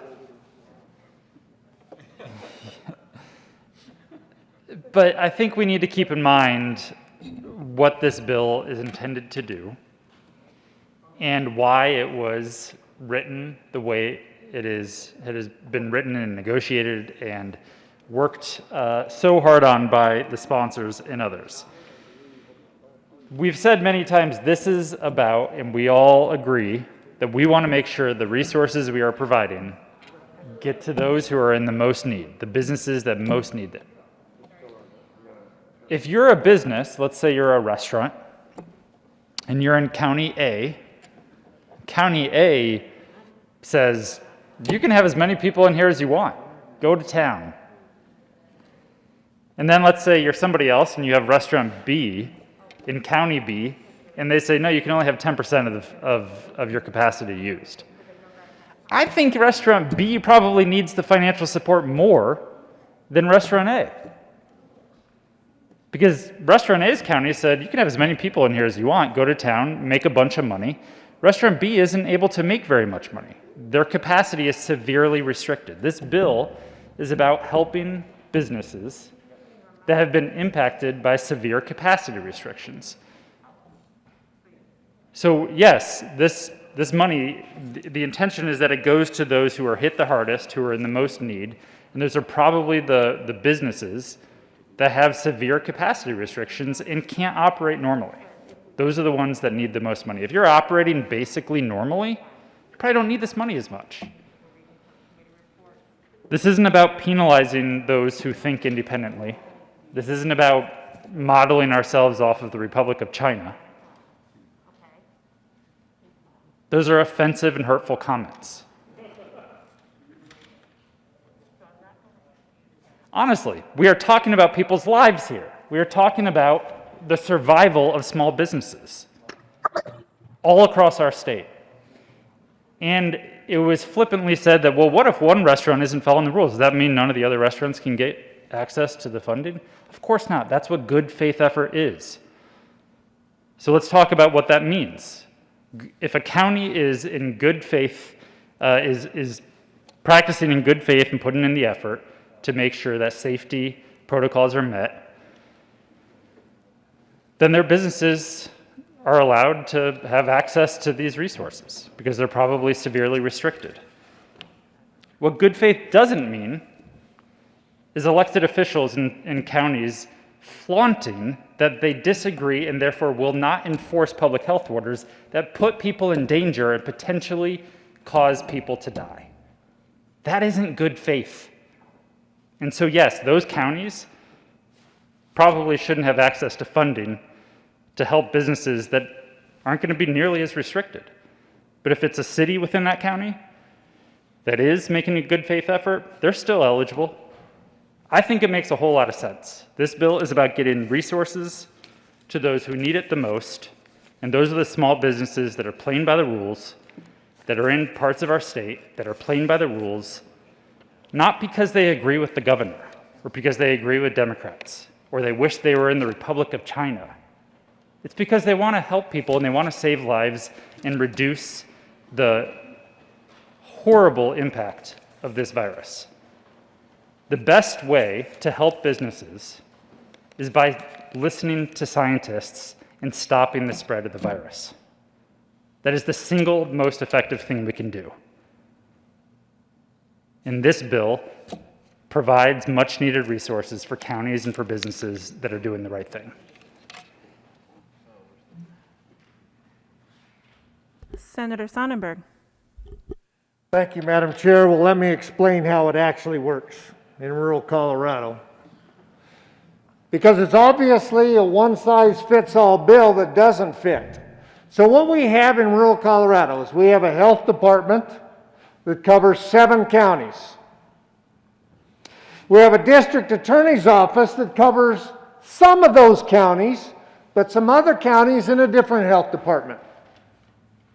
And then you have an individual sheriff, individual county commissioners in each one of those counties. So the health department can make some sort of order. And restaurant in County A, which coincidentally they all shut down during the first one. They all learned how painful it was going to be through the first one. And then some of them made a decision and say, look, it's either I go as long as I can until government shuts me down and then I close the doors, or I never open again. And it doesn't matter if you're in County A or County C. It doesn't matter if your sheriff is in County D or County E, or the health department makes that order in whatever county it may be.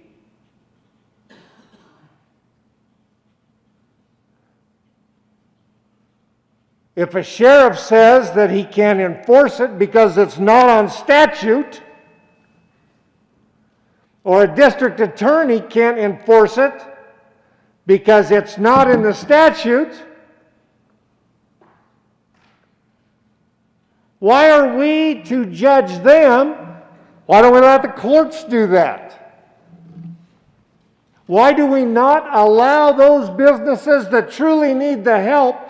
Because if they didn't need the help, they wouldn't have their doors open. They're in business to provide services. They're in business to provide those services to the people that need those services. It doesn't matter if they are in County A, Health Department Section B, or Sheriff in County C, or County Commissioners in D. Ladies and gentlemen, you can call it what you want. This is punishing people that you may not want to be punishing. Some that had nothing to say about it. If we truly want to help people, then for God's sake, let's help people. Ask for your aye vote. Seeing no further discussion, Seeing no further discussion, the motion is the adoption of Amendment L028 to Senate Bill 001. All those in favor say aye. Aye. Those opposed say no. No. No. No.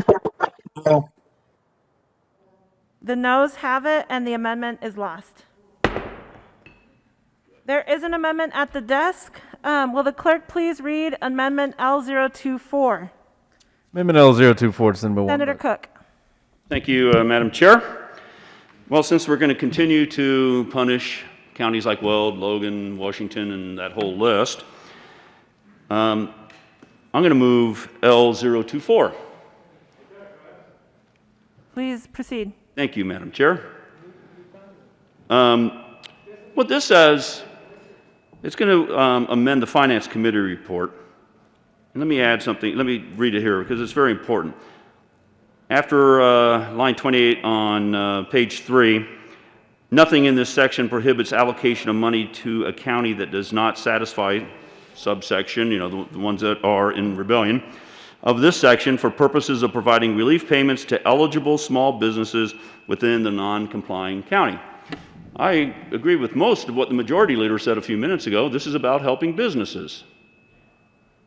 And again, we should not be picking winners and losers when it comes to helping those businesses.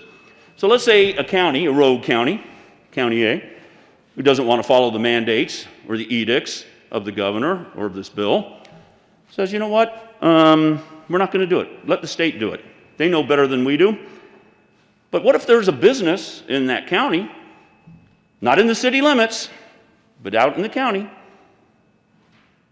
that is actually trying to follow all the rules, that is actually trying in good faith, like I heard what cities are doing, but a business out in the county that is operating in good faith, following the edicts of the governor and this legislature, who's now operating outside what the county commissioner said and trying to live by what this law says. We're going to punish them now. But again, this is about helping small businesses, so I agree with the majority leader. Let's help those small businesses that are in good faith, trying to follow the law as we interpret it here, and that of the governor's edicts. So let's help those small businesses, like the majority leader said, and I appreciated his comments. And this amendment will do that. You can say, okay, county, you're in violation, but we're not going to punish that small business that is actually trying to comply. So I would ask for an aye vote on L024. Further, actually, Senator Cook, you said you were going to move your amendment, but you didn't actually move it. Okay. Thank you, Madam Chair. I move L024. Thank you.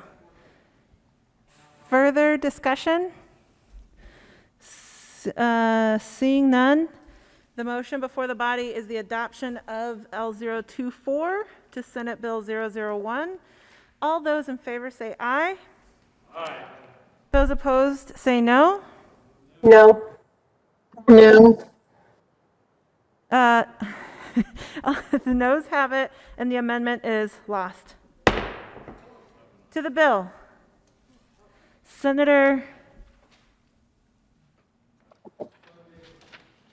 there is an amendment at the desk.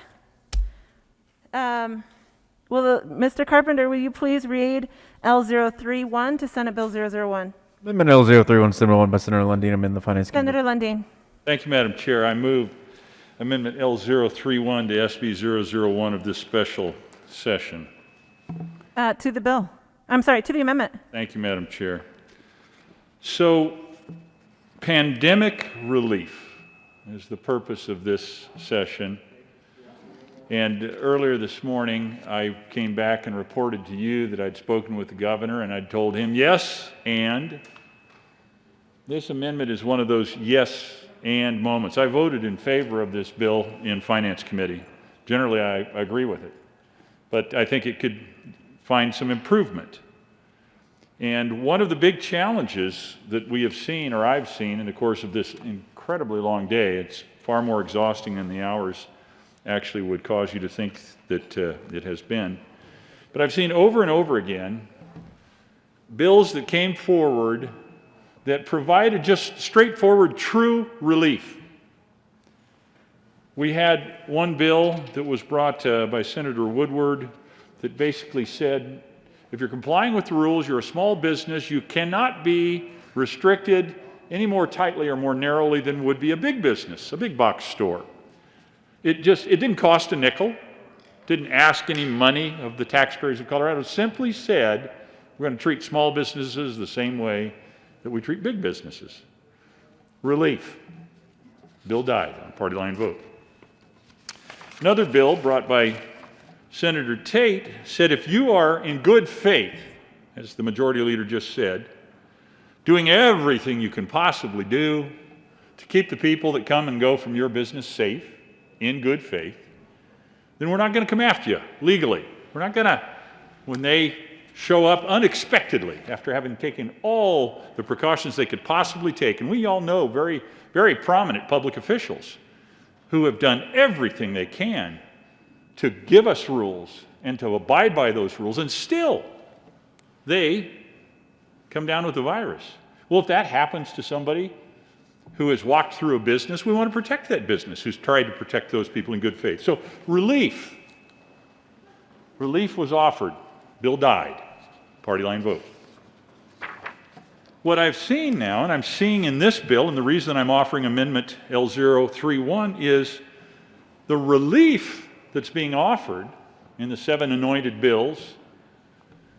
It gives with one hand, the almighty hand of government, and it takes by putting the opposite of relief, but requirements on people and on businesses. And that's the devil's bargain that's buried in this particular bill that I'm seeking to amend. I'm from the government. I'm here to help you, and I'm going to help myself on a factor of 10x what I'm going to help you with. So this amendment, L031, simply says that this bill that seeks to provide minuscule relief, $3,500 for a very small business, $5,000 for a slightly larger business, $7,000 for a business generating less than $2.5 million in revenue. Minuscule relief. In order to get at that relief, you have to give to the government not a fraction of the percent of revenue you're losing in business because of the coronavirus. For small businesses, 0.7%. For the medium small businesses, 0.5%. For the larger $1 to $2.5 million businesses, 0.25% in revenue-oriented relief. Instead of a fraction of a percent, this bill gives to the government dollar for dollar, 100% reimbursement for any fees that may be foregone for a inspection that is not paid for, because we're providing that level of relief. So this amendment, L031, simply says, back to the chair's new phrase of the evening, sauce for the goose, sauce for the gander. It simply says, instead of dollar for dollar, we're going to give 1% to the government for the fees that it forgoes, and bring them right down to the same level that the businesses we're providing relief to are living under. It brings that fee down from 100% reimbursement of dollars foregone by county government, by state government. It brings it down to 1%. That, my friends, is a page from my colleagues on the Democrat side of the aisle's playbook. That is speaking truth to power. That is saying it's tough out there. And it ought to be tough in here too. Amendment 31 is fighting for the people and putting some of the burden on the backs of government. Sure, it's tough for all of us. But let's bring this into a greater balance. And that's what Amendment 031 does. It says, you know what? We care as much about the people out there that are struggling and scrapping to survive as we do about government. I urge your support of Amendment L031. Thank you, Madam Chair. Senator Lundeen, I've been thinking a lot about this whole sauce metaphor. I think I can get down with like red chili is good for the goose and green chili is good for the gander, but like this whole other thing I just don't get.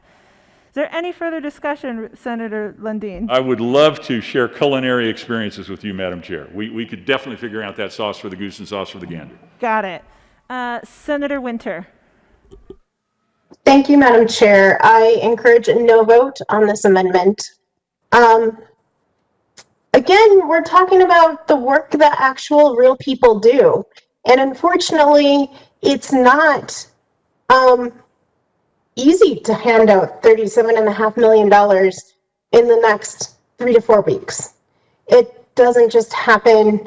My children have elves that visit them every night.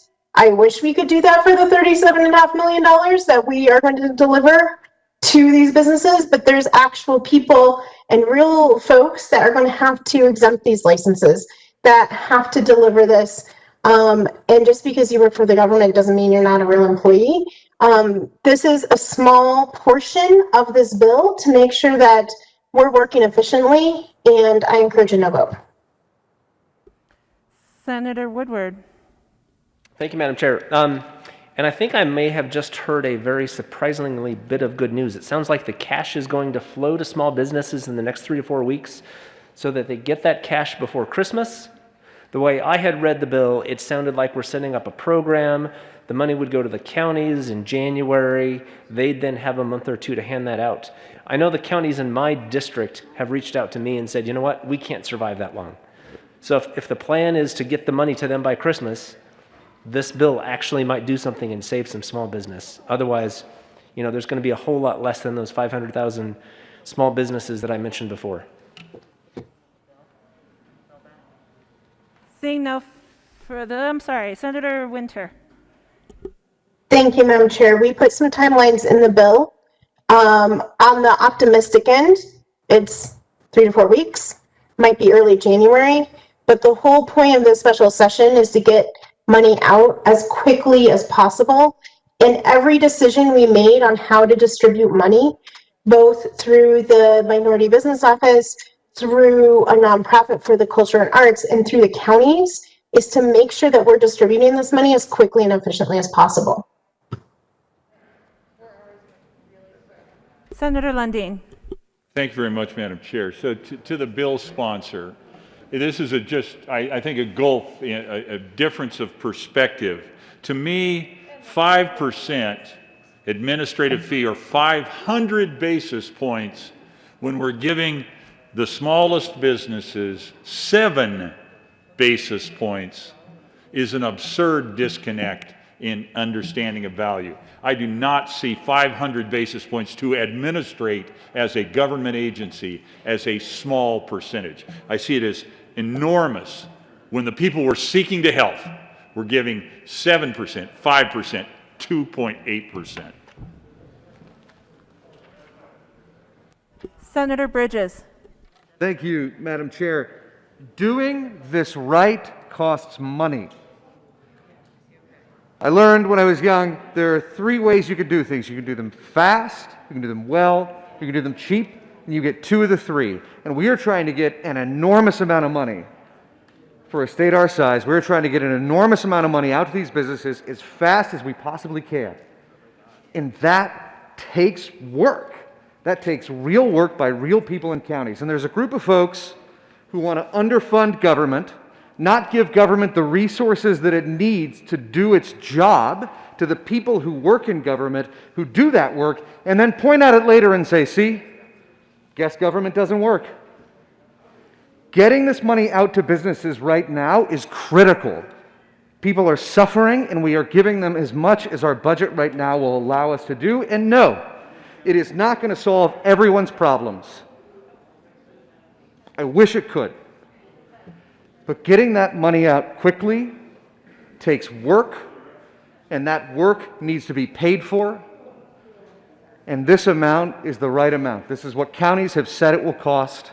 We trust our counties or we don't trust our counties. I've heard both things coming out up here today, but this is what they have said. We should give them this to make sure that our businesses get what they need.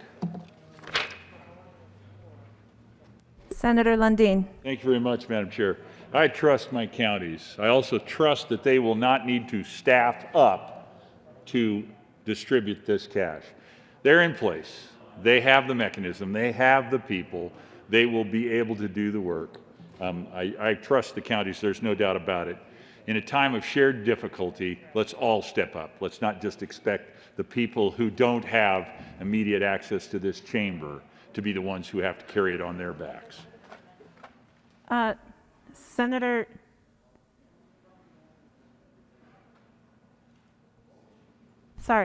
Woodward.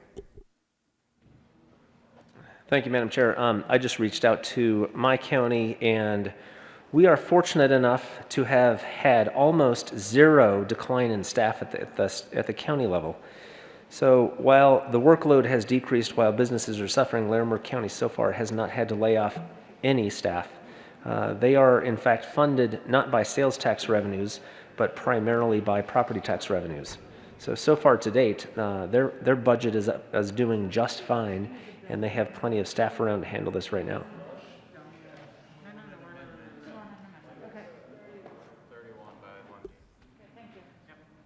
Seeing no further discussion, the motion is the adoption of Amendment L031 to Senate Bill 001. All those in favor say aye. Aye. All those opposed say no. No. The noes have it, and that amendment is lost.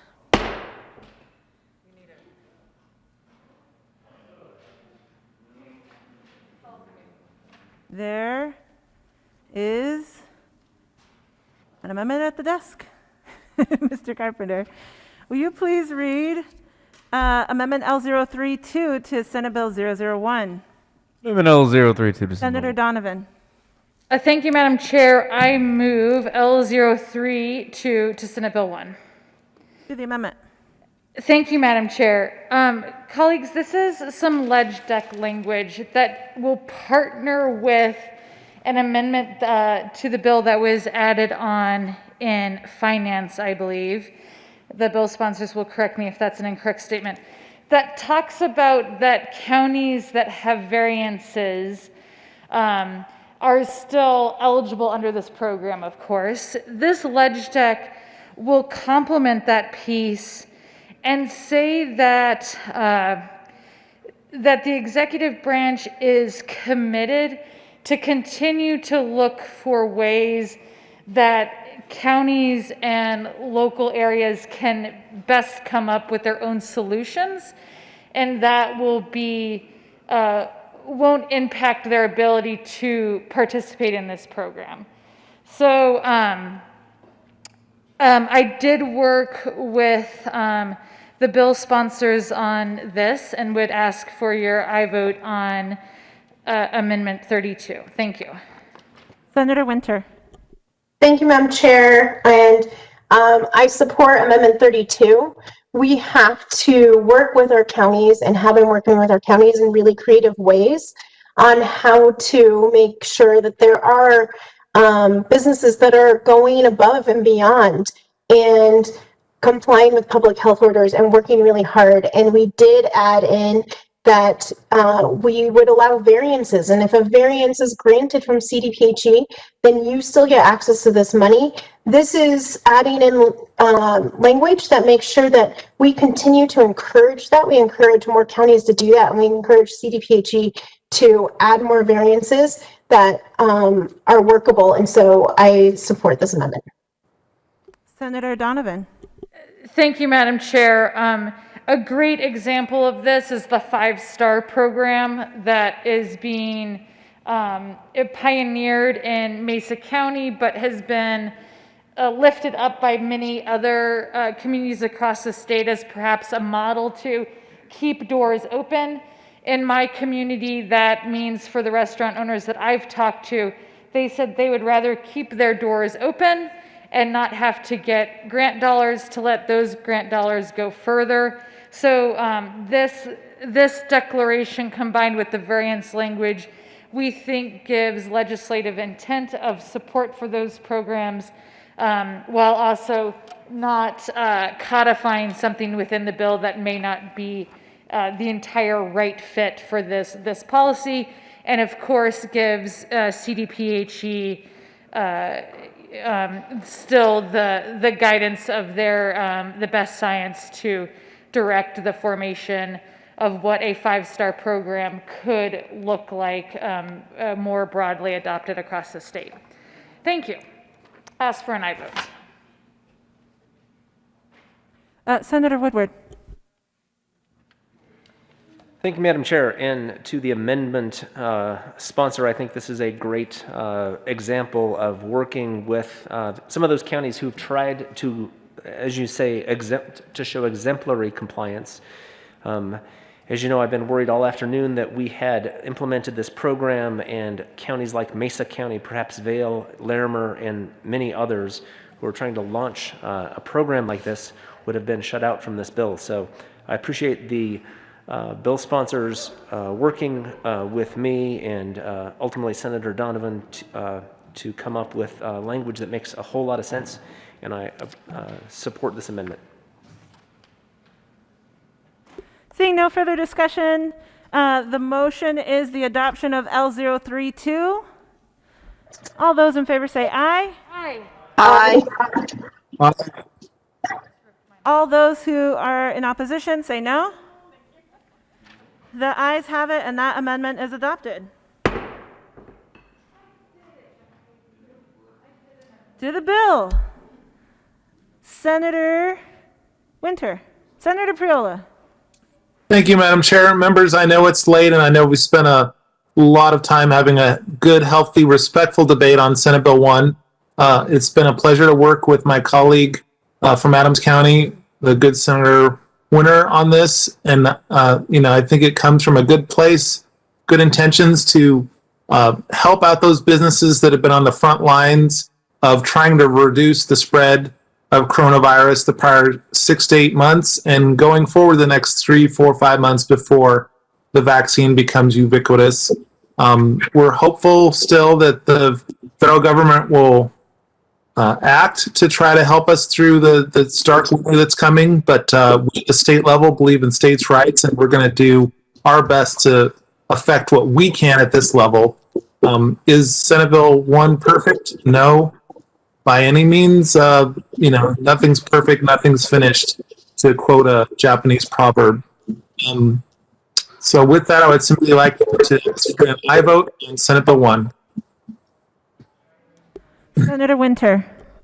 Thank you, Madam Caucus Chair. I want to thank everyone for their good work on this bill. It's been amended a lot throughout the day, and I think we've amended it to make sure that really our most vulnerable businesses that have been most impacted by severe capacity restrictions are going to get access to this money as quickly as possible. I want to thank the counties for working with us to figure out a way to make sure that we're reaching our businesses on the ground, and really showing that our local businesses, our bars, our restaurants, our gyms, our movie theaters, our event spaces, cultural arts, are going to get as much help as we can provide right now, and to set an example in Colorado for what can be done quickly, how we can allocate money, how we can help our small businesses, and hopefully the federal government follows soon, and I encourage a yes vote.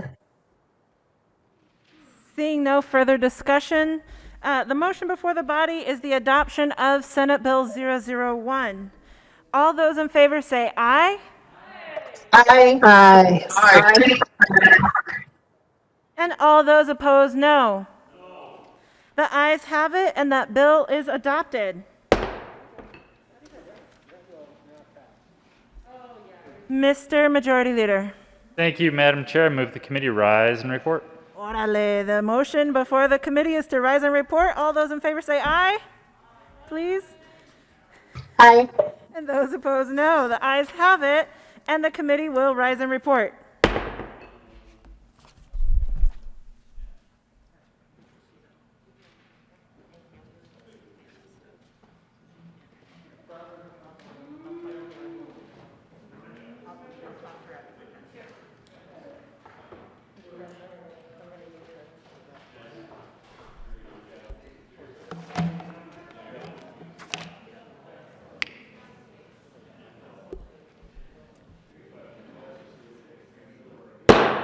The Senate will come back to order. Senator Gonzalez. Thank you, Presidente. The committee has met and had a number of bills under consideration. Will the clerk please read the report? Mr. President, your committee holds lead report is that in consideration of following test bills being second reading thereof, makes the following recommendations are on. Senate Bill 2 is amended, Senate Bill 1 is amended, passed second reading, gross place count for third reading and final passage. Senator Gonzalez. Thank you, Mr. President. I move for the adoption of the report. The motion is for the adoption of the committee of the whole report. There is an amendment at the desk. What? Mr. Carpenter, please read amendment 001 to the committee of the whole report. Committee of the Whole Amendment 1 to Senate Bill 1. Senator Gardner moved to amend the report of the Committee of the Whole to show the following Gardner Floor Amendment L0. Senator Gardner. Thank you, Mr. President. I move Committee of the Whole report, or Committee of the Whole Amendment number 1 to Senate Bill 20B01. To the amendment, Senator. Thank you, Mr. President. Members, it is late. Let me simply remind you that this amendment is about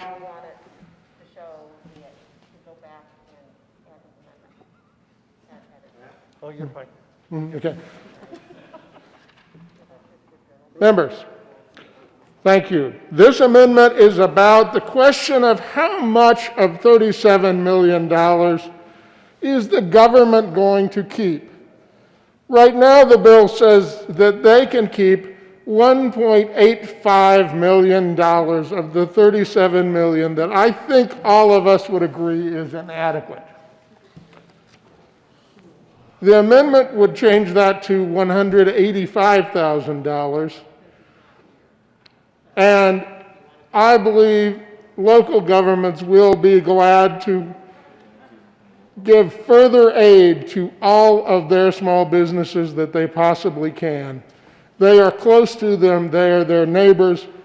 You know, members, I got an email today that it was the toughest email I've gotten in all my sessions here, because it was from a small business person in my community, a small business, a caterer that I often use. And the plea was, Senator Gardner, is there any way there's not going to be enough money? And I have never felt so helpless and hopeless as I answered that email for that constituent, because I know that if their catering business has a bad holiday season, as they're going to have, this will not be enough. Members, this makes $1,600,000 and some more available to those businesses. It's the difference of life and death for a handful of small businesses. You can make a difference. You can make a difference by voting yes on this amendment. I ask for an aye vote. Mr. Carpenter, please mark Senator Crowder excused. Seeing no further discussion, the question before the body is adoption of Amendment Amendment 001 of the Committee of the Whole report. Are there any no votes? Senators Hansen, Gonzalez, Danielson, Pedersen, Bridges, Priola, Janal, Fields, Story, Winter, Todd, Foote, Moreno, Zenzinger, Donovan, Williams, Rodriguez,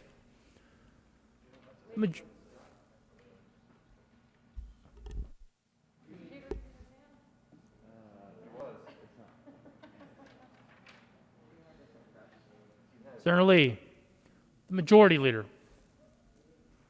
Please add the President. With 13 ayes, 20 no votes, 0 absent, 2 excused, Amendment 001 is lost. There is an amendment at the desk. Mr. Carpenter, please read Amendment 002 of the Committee of the Whole report. Committee of the Whole Amendment 002 to Senate Bill Senator 1. Sonnenberg. Thank you, Mr. President. I move Amendment 002, the Cook-Sonnenberg Amendment, to the Committee of the Whole. Members? To the amendment, Senator. Thank you, Mr. President. Members, this is the simple amendment that says let's help everybody. Let's make sure that we help everybody. Remember, members, that everybody participated in the shutdown for what? 4, 5, 6 months. Everybody reduced their capacity for 4, 5, 6 months, whenever it was. And then there was a little bit of pushback. And now, because of a little bit of pushback, you want to punish everybody that might be in that county. That just doesn't seem right. That doesn't seem like good policy. And that sure is not the reason why we're here. We're here to help those businesses that participated, that helped, that did what they could as long as they could. Let's continue to help them. I ask for your aye vote so that we can help all businesses in Colorado. Is there further discussion on Amendment 002? Seeing none, the motion before the body is the adoption of Amendment 002 to the Committee of the Whole report. Are there any no votes? Senators Hansen, Moreno, Danielson, Priola, Janal, Pedersen, Story, Winter, Lee, Todd, Foote, Williams, Gonzalez, Zenzinger, Donovan, Fields, Rodriguez, Bridges. The Majority Leader. Please add the President. With 13 aye votes, 0 no, 0 absent, and 2 excused, Amendment 002 is lost. There is an amendment at the desk. Mr. Carpenter, please read Amendment 003 to the Committee of the Whole report. Committee of the Whole amendment. Senator Cook. Thank you, Mr. President. I move Cal Amendment 003 to Senate Bill 20B-001. To the amendment, Senator. Thank you, Mr. President. This is saying that L24 did pass, and what L24 did said, you know, even if you're in a county that's in rebellion to the governor and now probably this bill, but you're a business that is trying to comply with these draconian rules, that you shouldn't be penalized, because we're here to help business. As the Majority Leader said, this is about helping business. So a business that is following the rules, following the public health orders, now going to follow this bill, this law, they shouldn't be penalized, because after all, we're trying to help business. So I would ask for an aye vote on this to help those businesses that are trying to follow the rules, even though they can't help what the county commissioners are doing in their county. They're trying to follow the rules. So I would ask for an aye vote on this amendment. Is there further discussion? Seeing none, the motion before the body is the adoption of Amendment 003 to the Committee of the Whole report. Are there any no votes? Senators Hansen, Bridges, Priola, Lee, Foote, Todd, Winter, Williams, Pedersen, Danielson, Janal, Gonzalez, Zenzinger, Moreno, Story, Donovan, Fields, Rodriguez. The Majority Leader. Please add the President. With 13 aye votes, 20 no votes, 0 absent, 2 excused, Amendment 003 is lost.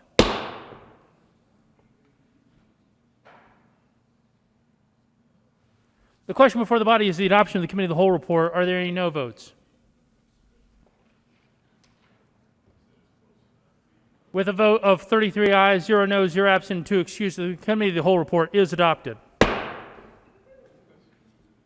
Senate Bill 002 as amended, Senate Bill 001 as amended, passed on second reading, ordered, engrossed, and placed on the calendar for third reading and final passage. Committee reports.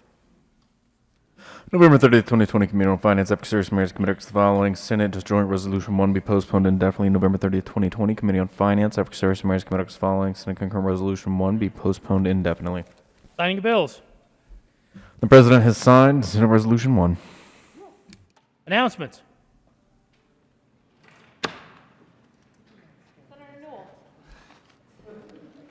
Mr. Majority Leader. Thank you, Mr. President. Members, today was a long day. Thank you all for all of your hard work. Unfortunately, the House got out of here a little bit before us, so we'll try harder tomorrow. They probably made a lot of mistakes, though, that we're going to have to fix. So we'll let us slide. One quick announcement before we adjourn.